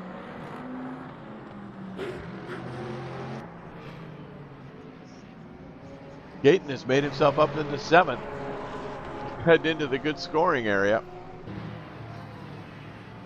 Brightson hanging right there with Ericsson, and then Bjorn after that drive-through in the top 10. So he's done a decent job to keep himself in it. Yeah, we've seen a couple of these groupings have actually spaced themselves out through this pit stop phase. Robin Taylor has been able to make the most of it. I think he's now in 4th. He's got away from Philip Pichler, and Philip Pichler has pulled out a little gap on Ekins behind by about 4 seconds. So that group is now spaced out. But Ericsson and Wrightson right together, as you say, is the closest battle on track at the moment. These guys just don't want to leave each other alone, it seems. Yeah, there's your battle for the top from 8th down to 11th with Paz, Hegman, Wrightson, and Ericsson. I believe Tanner had served his drive-through. He's 100 seconds older, and he is back on track. Nope, he's retired. He pulled it into the garage. I thought his time ran out, but I think he's retired after that. We'll see. It shows him in the garage, not DNF with a penalty yet. So we shall see, as there is your leader. So Noigs is now pulling into the pits for his scheduled pit stop. Right, he is currently in 11th. He was up into 7th, right? Or was he made it that high? So who is going to get him now? So keep an eye on Mate Datskovli, that's just coming up the Kemmel Straight, and he's going to come up to the final chicane. He's Gayton is exiting the pit lane at the moment, so is that gap going to grow? It's about 10 seconds, 8 seconds at the moment. Through the chicane. It's coming down. So how close are we going to be? Rolling. There he is. You can see his headlights on the right. That is Matej. I believe he's going to get him. They're going to come out together here. This is going to be close. So Datskovli's got the run. Yep. But Gayton's already got up to speed, but I think he's going to get him just out of the pit stop. Oh, nicely done. Matej. Really nice driving there.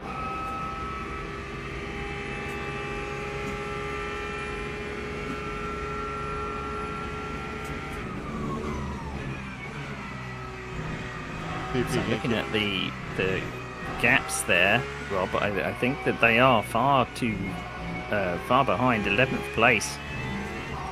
We've only got like 29 minutes to go, so they would need to close at over a second a lap to get up to 11th place. But anything can happen when the sun comes up, I bet. I think they've all got plenty of energy except for Gilles, who hasn't pitted yet. He's on 7-8, and then Westy is the next one who has the least amount, but plenty to finish, I'm sure. So there won't be any more stops that aren't for repairs, I would think.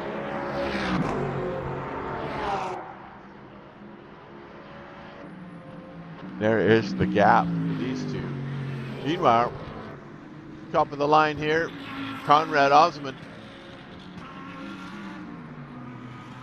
coming up on, I believe that is Baird Eriksson.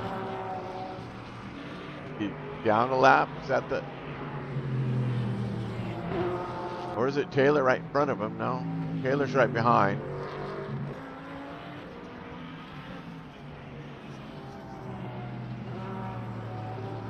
Oh, that was Jill that let him through. Okay, I think.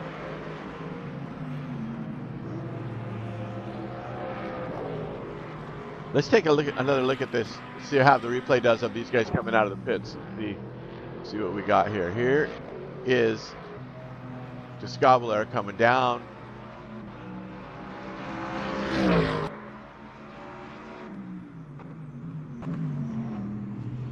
gets through the source, and you should see Gaten right there coming out.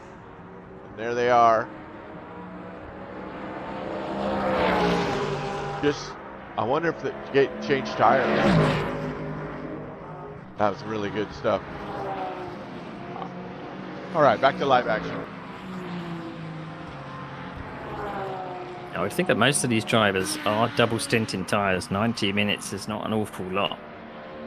I have heard of people even triple stinting the tyres, but that's at places like Le Mans, where you got less probably tyre degradation, but at least 90 minutes on the same set of tyres.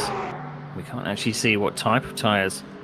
I believe they're all on mediums, aren't they, Rob, for the GT3s? Yeah, but I believe that's the only option other series.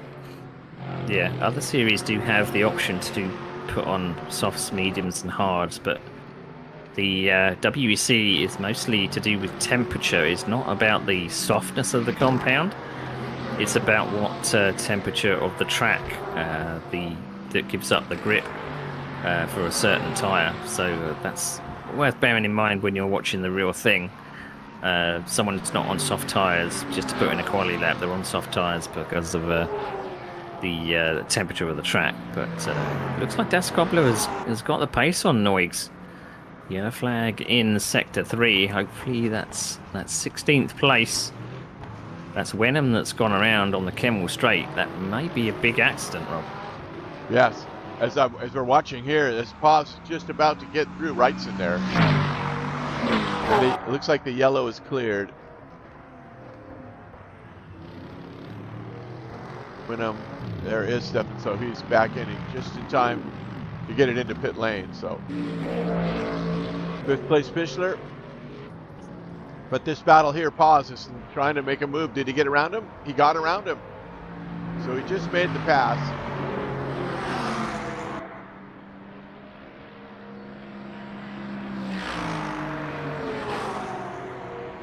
And he's coming back. Wrightson's coming back, and he gets him on the straight.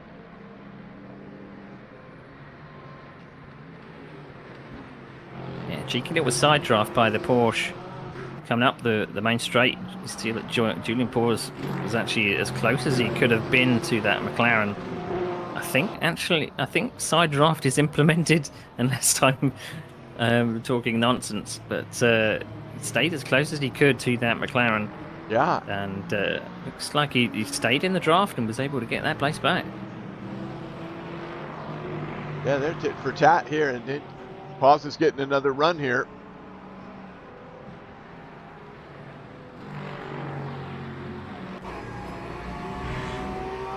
As Wrightson goes a little wide, that's going to open the door.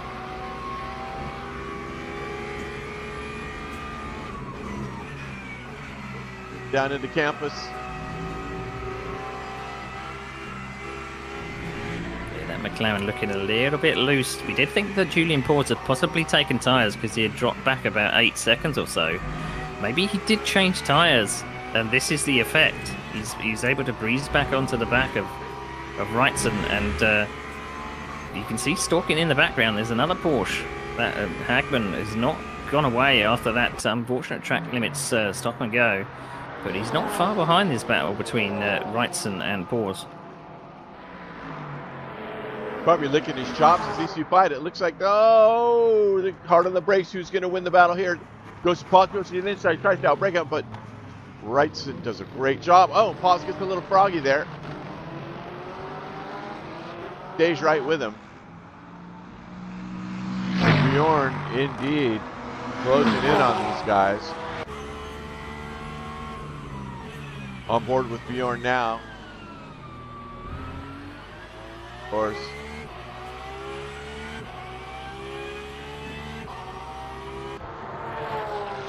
I think last week I raced some of the GTE class at Sebring, and it was really fun. I took the GTE Porsche.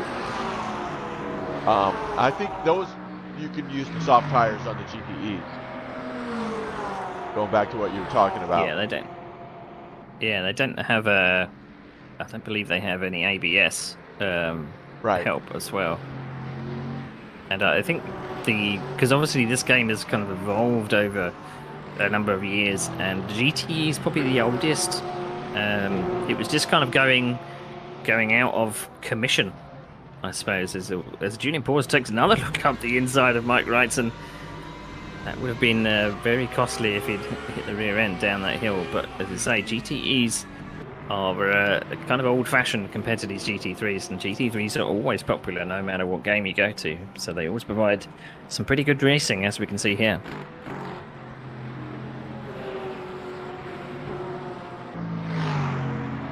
You guys are fighting for every point. There is a fastest lap point as well as a fastest lap in race and qualify both. And I believe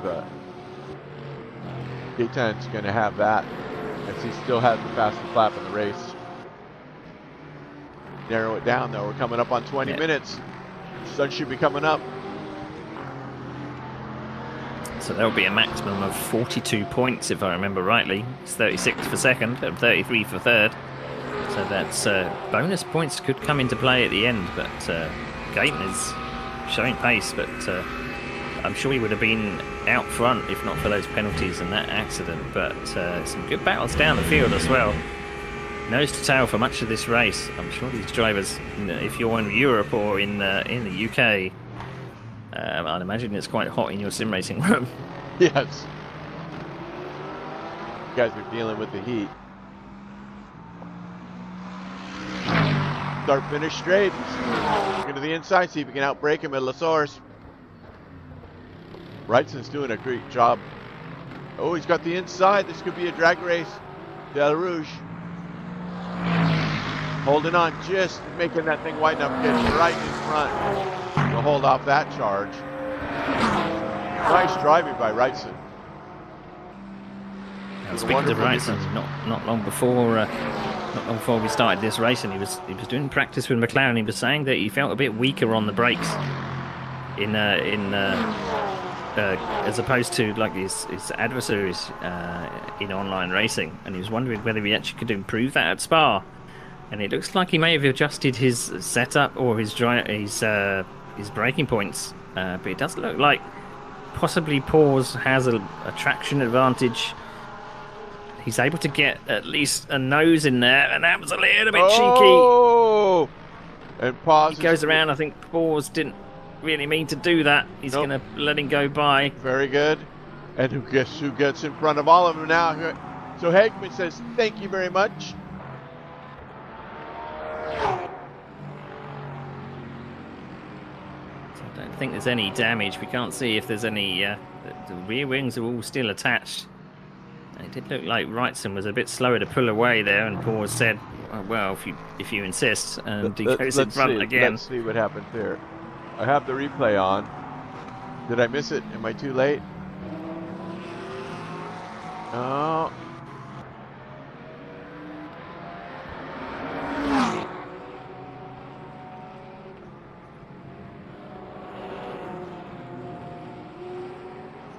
Maybe we're not going to get it. I don't think I got it. This is still the replay. So it looked like he just made contact with the rear quarter of the car, and I don't know whether Wrightson is quite slow. I wonder if he's got a rear puncher. It was contact with the right rear. He's dropped back from Paws.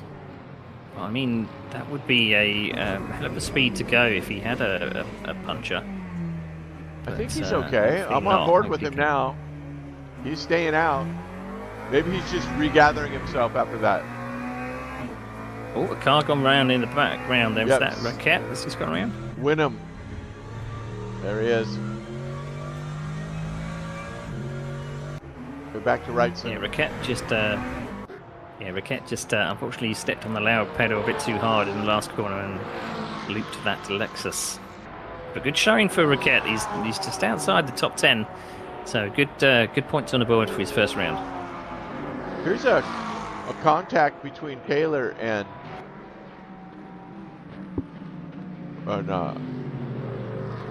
Pitchler, I believe. Two Fords fighting. They're fighting. Oh, that was a little bit of a lag. That could be some of the network stuff. See, we're seeing some network stuff here with this. That kind of play into it. That right there was a perfect example of the complaint that something they did something to dial in the network in 1.4 and it messed it up, and they've recognized it, they've apologized, and yeah. So not much to see there on that It's replay, all very but technical. yeah. It's all very technical with protocols changing and stuff like that, but I'm not too up on. They want to be able to improve not only to improve the connectivity, because a lot of problems come from. You mentioned how many connections you've got to have from all over the world coming to one single server. There's a lot of load that goes onto one server from all different locations, so they want to improve that. But they did say there would be some teething problems, and we've had some teething problems, but we've not seen a lot this race. At least we've had like little bits of contact, and it's not been contact that was sent people into orbit. So it's not been. I've seen some really dramatic stuff from the 1.4 update, but I think we've been very, very lucky. But I'm impressed again with Robin Taylor now up to 4th place, and he seems to be leaving Pichler in the dust. So is a podium on the cards. He's 11 seconds away from Osman, and we've got 16 minutes to go. Checking the lap times, he did a 2:22, but he was behind Pichler at that point, so I think he can possibly get down to the low 21s. And so can Osman the last time around, so maybe a bit of stalemate between 3rd and 4th, but it's worth keeping an eye out. Matt Taylor's fastest lap of the race was a 2:21, so he's definitely almost a 2:20, 2:21.115, so he's capable of getting it down there. And then Pichler has a 2:20.8, so hit between the two fastest laps early on in these two Mustangs. Oh, who's off big, now? Big trouble at the last chicane, Rob. We saw that Raquette did go round at that last chicane. He did it again this lap. But he had already tried to recover from his spin, and Noyes did exactly the same thing, a copycat, as he came out the last chicane. So maybe the temperature change. Yeah, maybe. Here's some of these drivers. Here's Noyes, glowing hot brakes.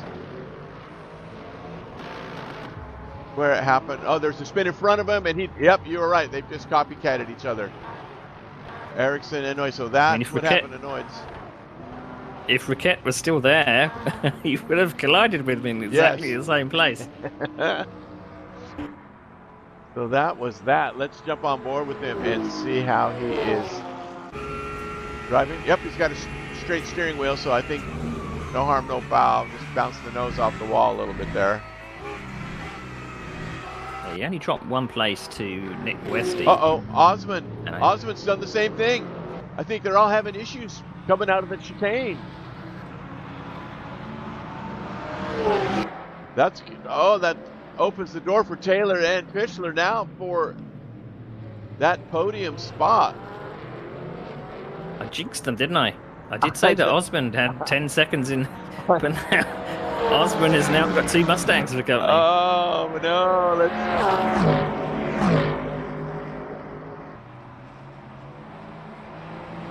Let's see if we can see that. Here it is. He's coming through. So these guys are going to do some... Oh, it was contact. It was contact. Oh, bummer. All right, so that's what happened. Yeah. But meanwhile, they're still fighting. He's trying to get it back, keep Taylor off of him. Taylor says, I'm taking that spot. What do you got for me? So Osman now has to do some of that driver stuff. Yeah, all 3 of them are coming up through radio on there, nose to tail, and they nearly collected Gilles de Silva that unfortunately must have had a spin at Eau Rouge because he was missing a rear wing, so it must have been quite a heavy off. So he's going along at snail's pace along the straight there, so they were lucky to avoid. But Osman has maybe got away now that these Mustangs are battling. Osman is maybe thinking, right, you just keep going. I'll try and pull out the gap again. It's really cool, this LMU, how all the cars are different. They all drive different.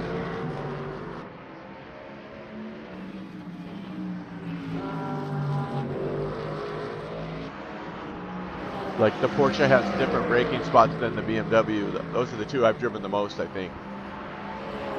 As Pichler puts a wheel in the sand there, going to help Taylor get a little bit of a breather. We're winding down, Woody. We got just under. It's about 13 minutes remaining. The sun's coming up.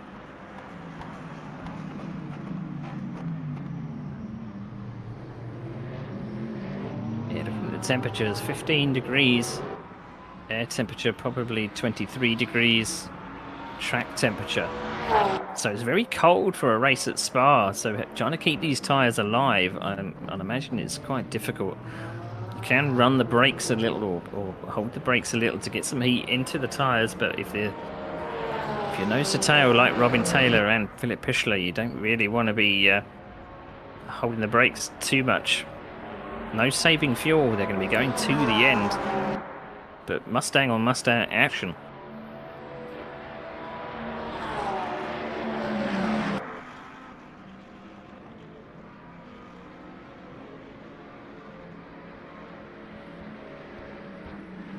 Be the battle to be right here. Hugh Smith has just ran away with this round 3.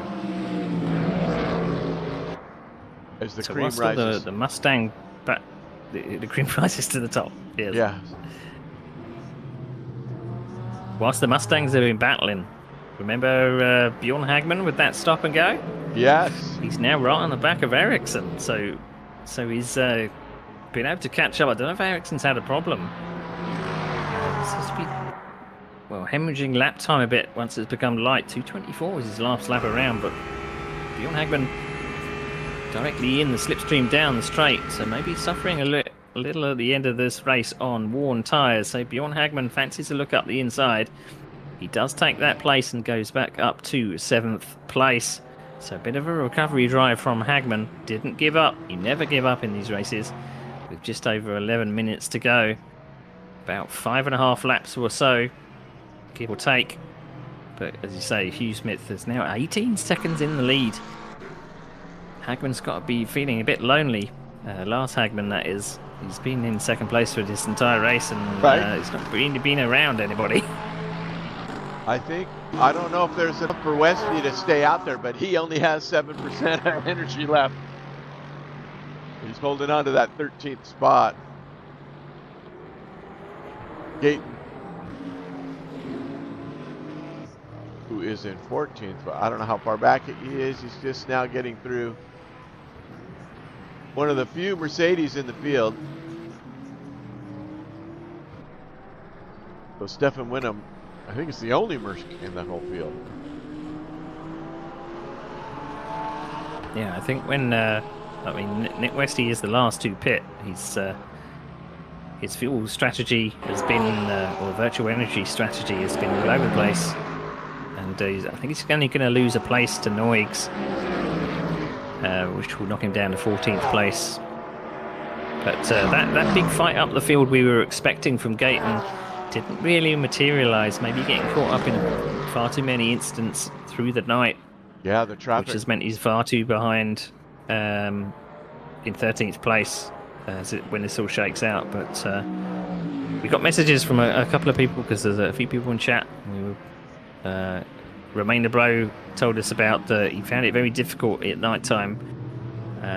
He's one of our VR drivers as well. So once the night fell, he saw that he was dropping like a stone, and it was unfortunately the visibility. I thought that might become an issue. It's specifically, I suppose, a bit different in VR when you're kind of enclosed. It's a bit claustrophobic. All you can see is darkness. So a couple of our drivers, I think, particularly playing VR, and it is immersive, but it can have its downsides, and particularly in this heat as well. Plus, the nighttime in the headlights, it was probably, if your frames start dropping in VR, it starts getting a little choppy. It's really hard sometimes. You need a powerful machine to run it up at the high reses.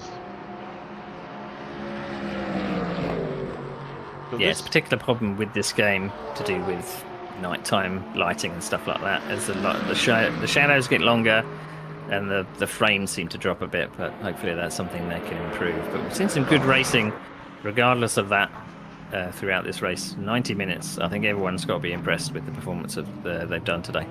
I agree. It's been really great. It's been really fun so far. We are right down to the last 8 minutes here.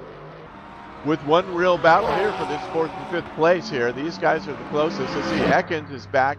He's on his own. Bjorn is going to have to hold off Ericsson and pause, but I don't think he's going to have an issue. Ericsson just back, not too far. Yeah, side by side down to Eau Rouge, those two Mustangs. I think Robin Taylor got on the dirt. And they're now side by side through Eau Rouge and Radion. That's very good driving between both of them.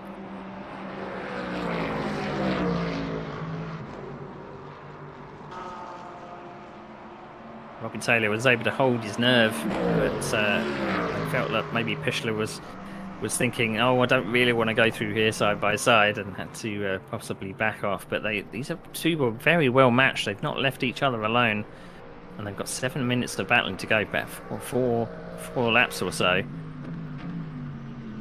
So Pichler's got to catch up that gap. It's now down under a second. Meanwhile, Paz put in the fastest lap of this group with Ericsson and Wrightson. Paz holding them off a little bit lap time wise, was a little bit better than those guys. That's who he's battling with. Well, back to these guys.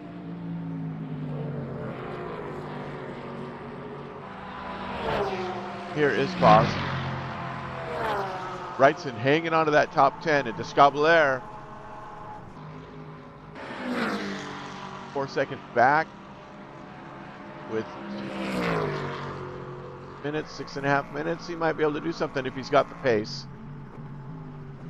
Yeah, he's got two seconds probably in hand over Wrightson. I don't know if Wrightson had a little bit of an accident.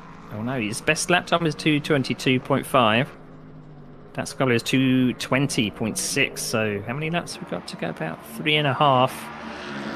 He's got to close about. He might be right on the back. So Datskobler could still get a top 10 here. I think Noix just went around again.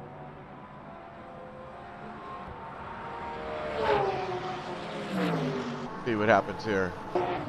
It's him and Westy, I believe.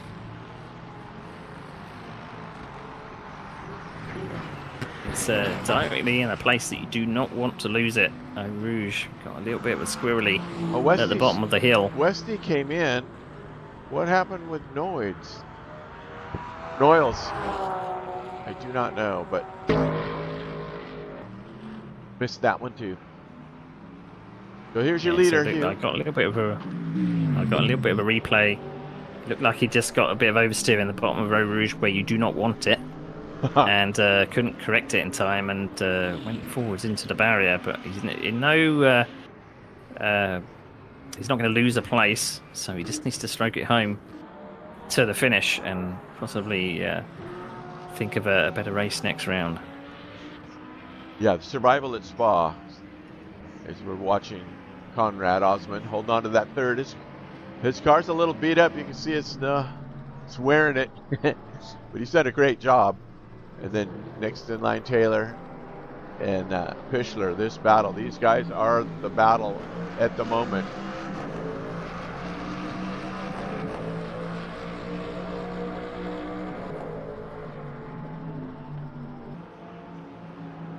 Quite a group going up the Kemmel Straight right now. I'm trying to find where those guys are.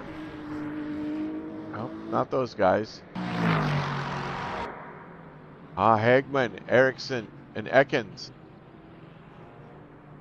That's the group. This is another tight battle within a few seconds of each other. Westy had to pit, so he just did a splash and dash. He came out with 18%.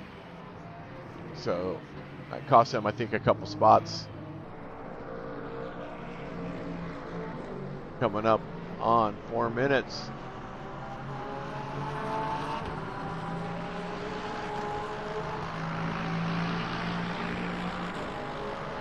There is your top 10.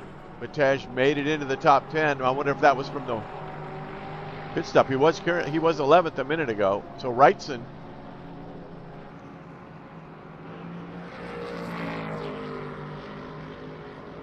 There is Roquette.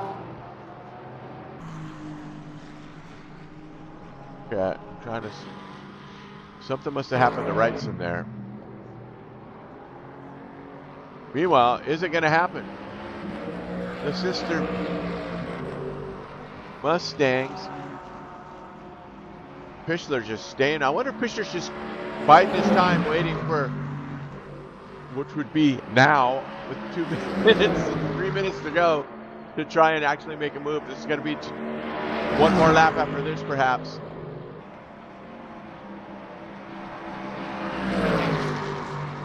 Yeah, the leader's just coming through sector 2, I think. So, yeah, just over a lap to go. So side by side. Pichler's making his move on the outside. Does he get it? He gets the nose. He's got the spot as we speak, but Taylor, such a tough turn right here. And then this tricky section right here. Pichler's out front. Pichler's got the spot. He's going to make it stick. See if Taylor's got anything left for him. Whoa. Hard on the brakes was Pichler. Yeah, it looks like Des Cobbler did catch Wrightson, is now up to 10th place. And Roquette is just behind with 5 seconds, so Wrightson could keep that 11th place, but it looks like he's possibly suffering a little. But good move from side-by-side racing in the the dying stages of this lap as the leader just goes across the line with a minute and a half. So this will be the last lap. Conrad had a little bit of a moment, but he's in no fear. He's got such a nice gap over Pichler now. And Pichler, it seems like he's able to pull away from Taylor now. They're about equal on fuel as he's having a little bit of a trouble there. Maybe Taylor's going to be able to close in on him here.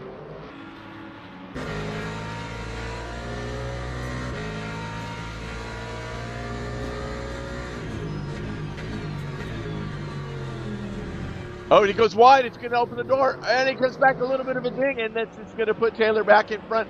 Pichler loses it. That LaSource goes a little too wide. Even sticks his toe in the sand there, and this allows Taylor to get that spot right back from him. It's on now.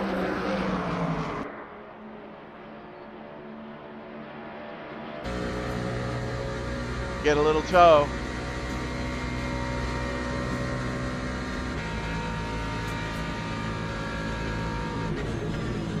Hard on the brakes.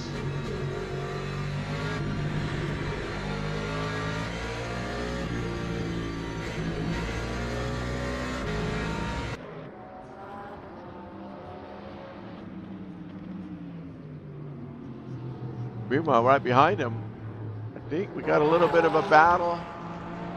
Nope, wrong group. Is that the Wrightson group? No. Osman. All right, where is our leader? This is the last lap. Oh, Paz gets a drive through on the last lap. What is going to happen there? As we watch Hugh Smith, what a brilliant race today. He is going to take the checkered right now. This is it. There is your winner, Hugh Smith. Brilliant run for round Pichler 3. looks like he's got through on Taylor in the latter stages of the lap.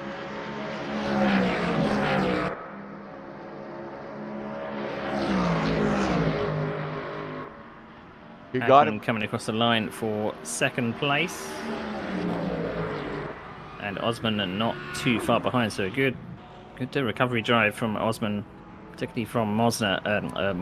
But Pichler was able to get past and comes into the chicane and gets that 4th place from Taylor. Great battling from these Mustangs. Wow. I wonder if they have that. Pichler. I have that overtake right here. Let's see if this is it before it all goes away.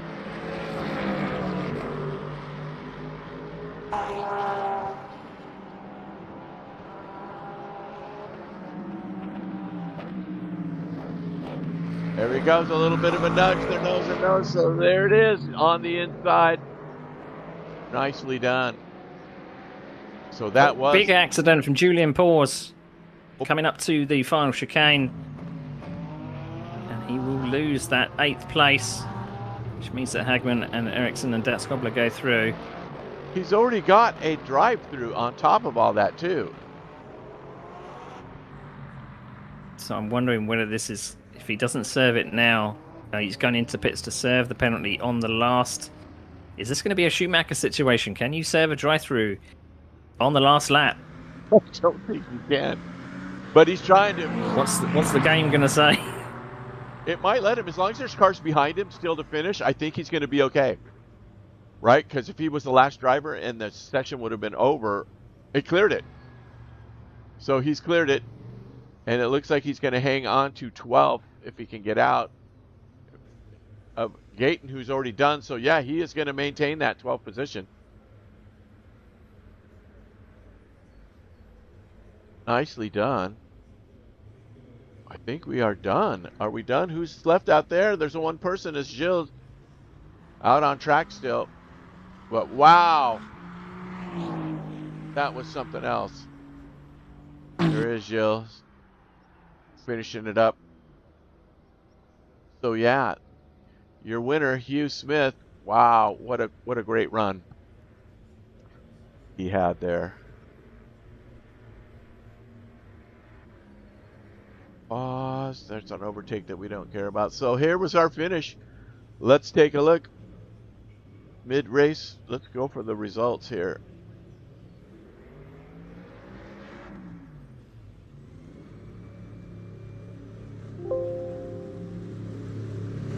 I don't want the mid-race. I want this one.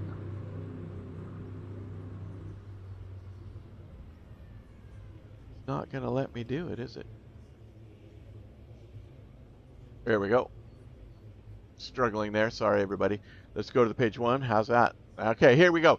And there we are. New Smith takes all the points minus the fastest lap. Then right behind him, Lars Hagman, Conrad Osmond are the great 3rd place finish. Then we have Philip Pichler with that Robin Taylor battle. That was a great. Ekins, they're all there. All these guys, great racing today by everybody. Get this thing on top. Out of whack. Hello. Next page. I'm trying to hide all this stuff so we don't see this terrible menu. But there is your 11th. Moses, Julian, Gitan, Nick Westy. So Gitan on a 13th place finish. That's going to throw the points up in the air. Westy survived. Top. He's got 14th. Simon Bacon, Stephen Winham, Gil de Silva, and the DNFs following. So yeah, as my menus disappear here, I'm trying to scramble. There is one more page of results. So these guys were out early, Thomas and Armando, but all in all, great run by everybody here at Spa. Horrendous battle as it went through the day. Anything to say about that, Woody? I was really impressed by the driving stands. A lot of people kind of kept their nose clean, a lot of side by side, and even when the night fell, I felt that the battle still continued. We had like several groupings around the circuit, although like the top 3 spaced out a bit. We had that battle between 4th, 5th, 6th, 7th, and then the 8th and 9th. It seemed to be that midfield battle was great. A couple of mistakes in there by a few drivers, which I'm sure they'll be kicking themselves about. But we've got 3 rounds to go, so looking forward to the next 3 rounds. Yes, indeed. So, and in fact, where are we next in 2 weeks? Do we know? Let's have a look here. So in 2 weeks from today, we will be at Sebring for round 4. Back to the 75 minutes races. So the bumpy bumps of Sebring, we'll see how these guys can handle it. I'm sure Woody's going to be working on the points, and we'll see what the post-race forum looks like. We'll get a little bit of info for you guys on that for next week. If you made it all the way through this, I apologize. Thanks for hanging out. It's been a lot of fun. And I look forward to the next one. We got some other stuff coming up, though. Let's see. We got another broadcast next week, Saturday, right? The Formula Edge AMS2. What are you going to broadcast that one too? Yeah, hopefully we'll get you in the cockpit and you can give us some insight from the cockpit. I am going to would race. like a. You are right. Good. I'm glad to see it. Yep. It's a good series. I believe it's based on the 1995 Formula One series in Automobilista 2. So that takes place on alternate Saturdays to this. So that's always good fun. But as always, SimRacingOnline.co.uk if you want to join us. Awesome. Yeah. Get yourselves in there. So that's it for us. It's been fun. It's been real fun. It's been grand. We really enjoyed these things. It was a great race. I hope you guys enjoyed it as much as we did. And we look forward to seeing you on the next one. And for me, Rob, and Woody, Sim Racing Online, we are out for now, and we will catch you on the next one. All right. Adios.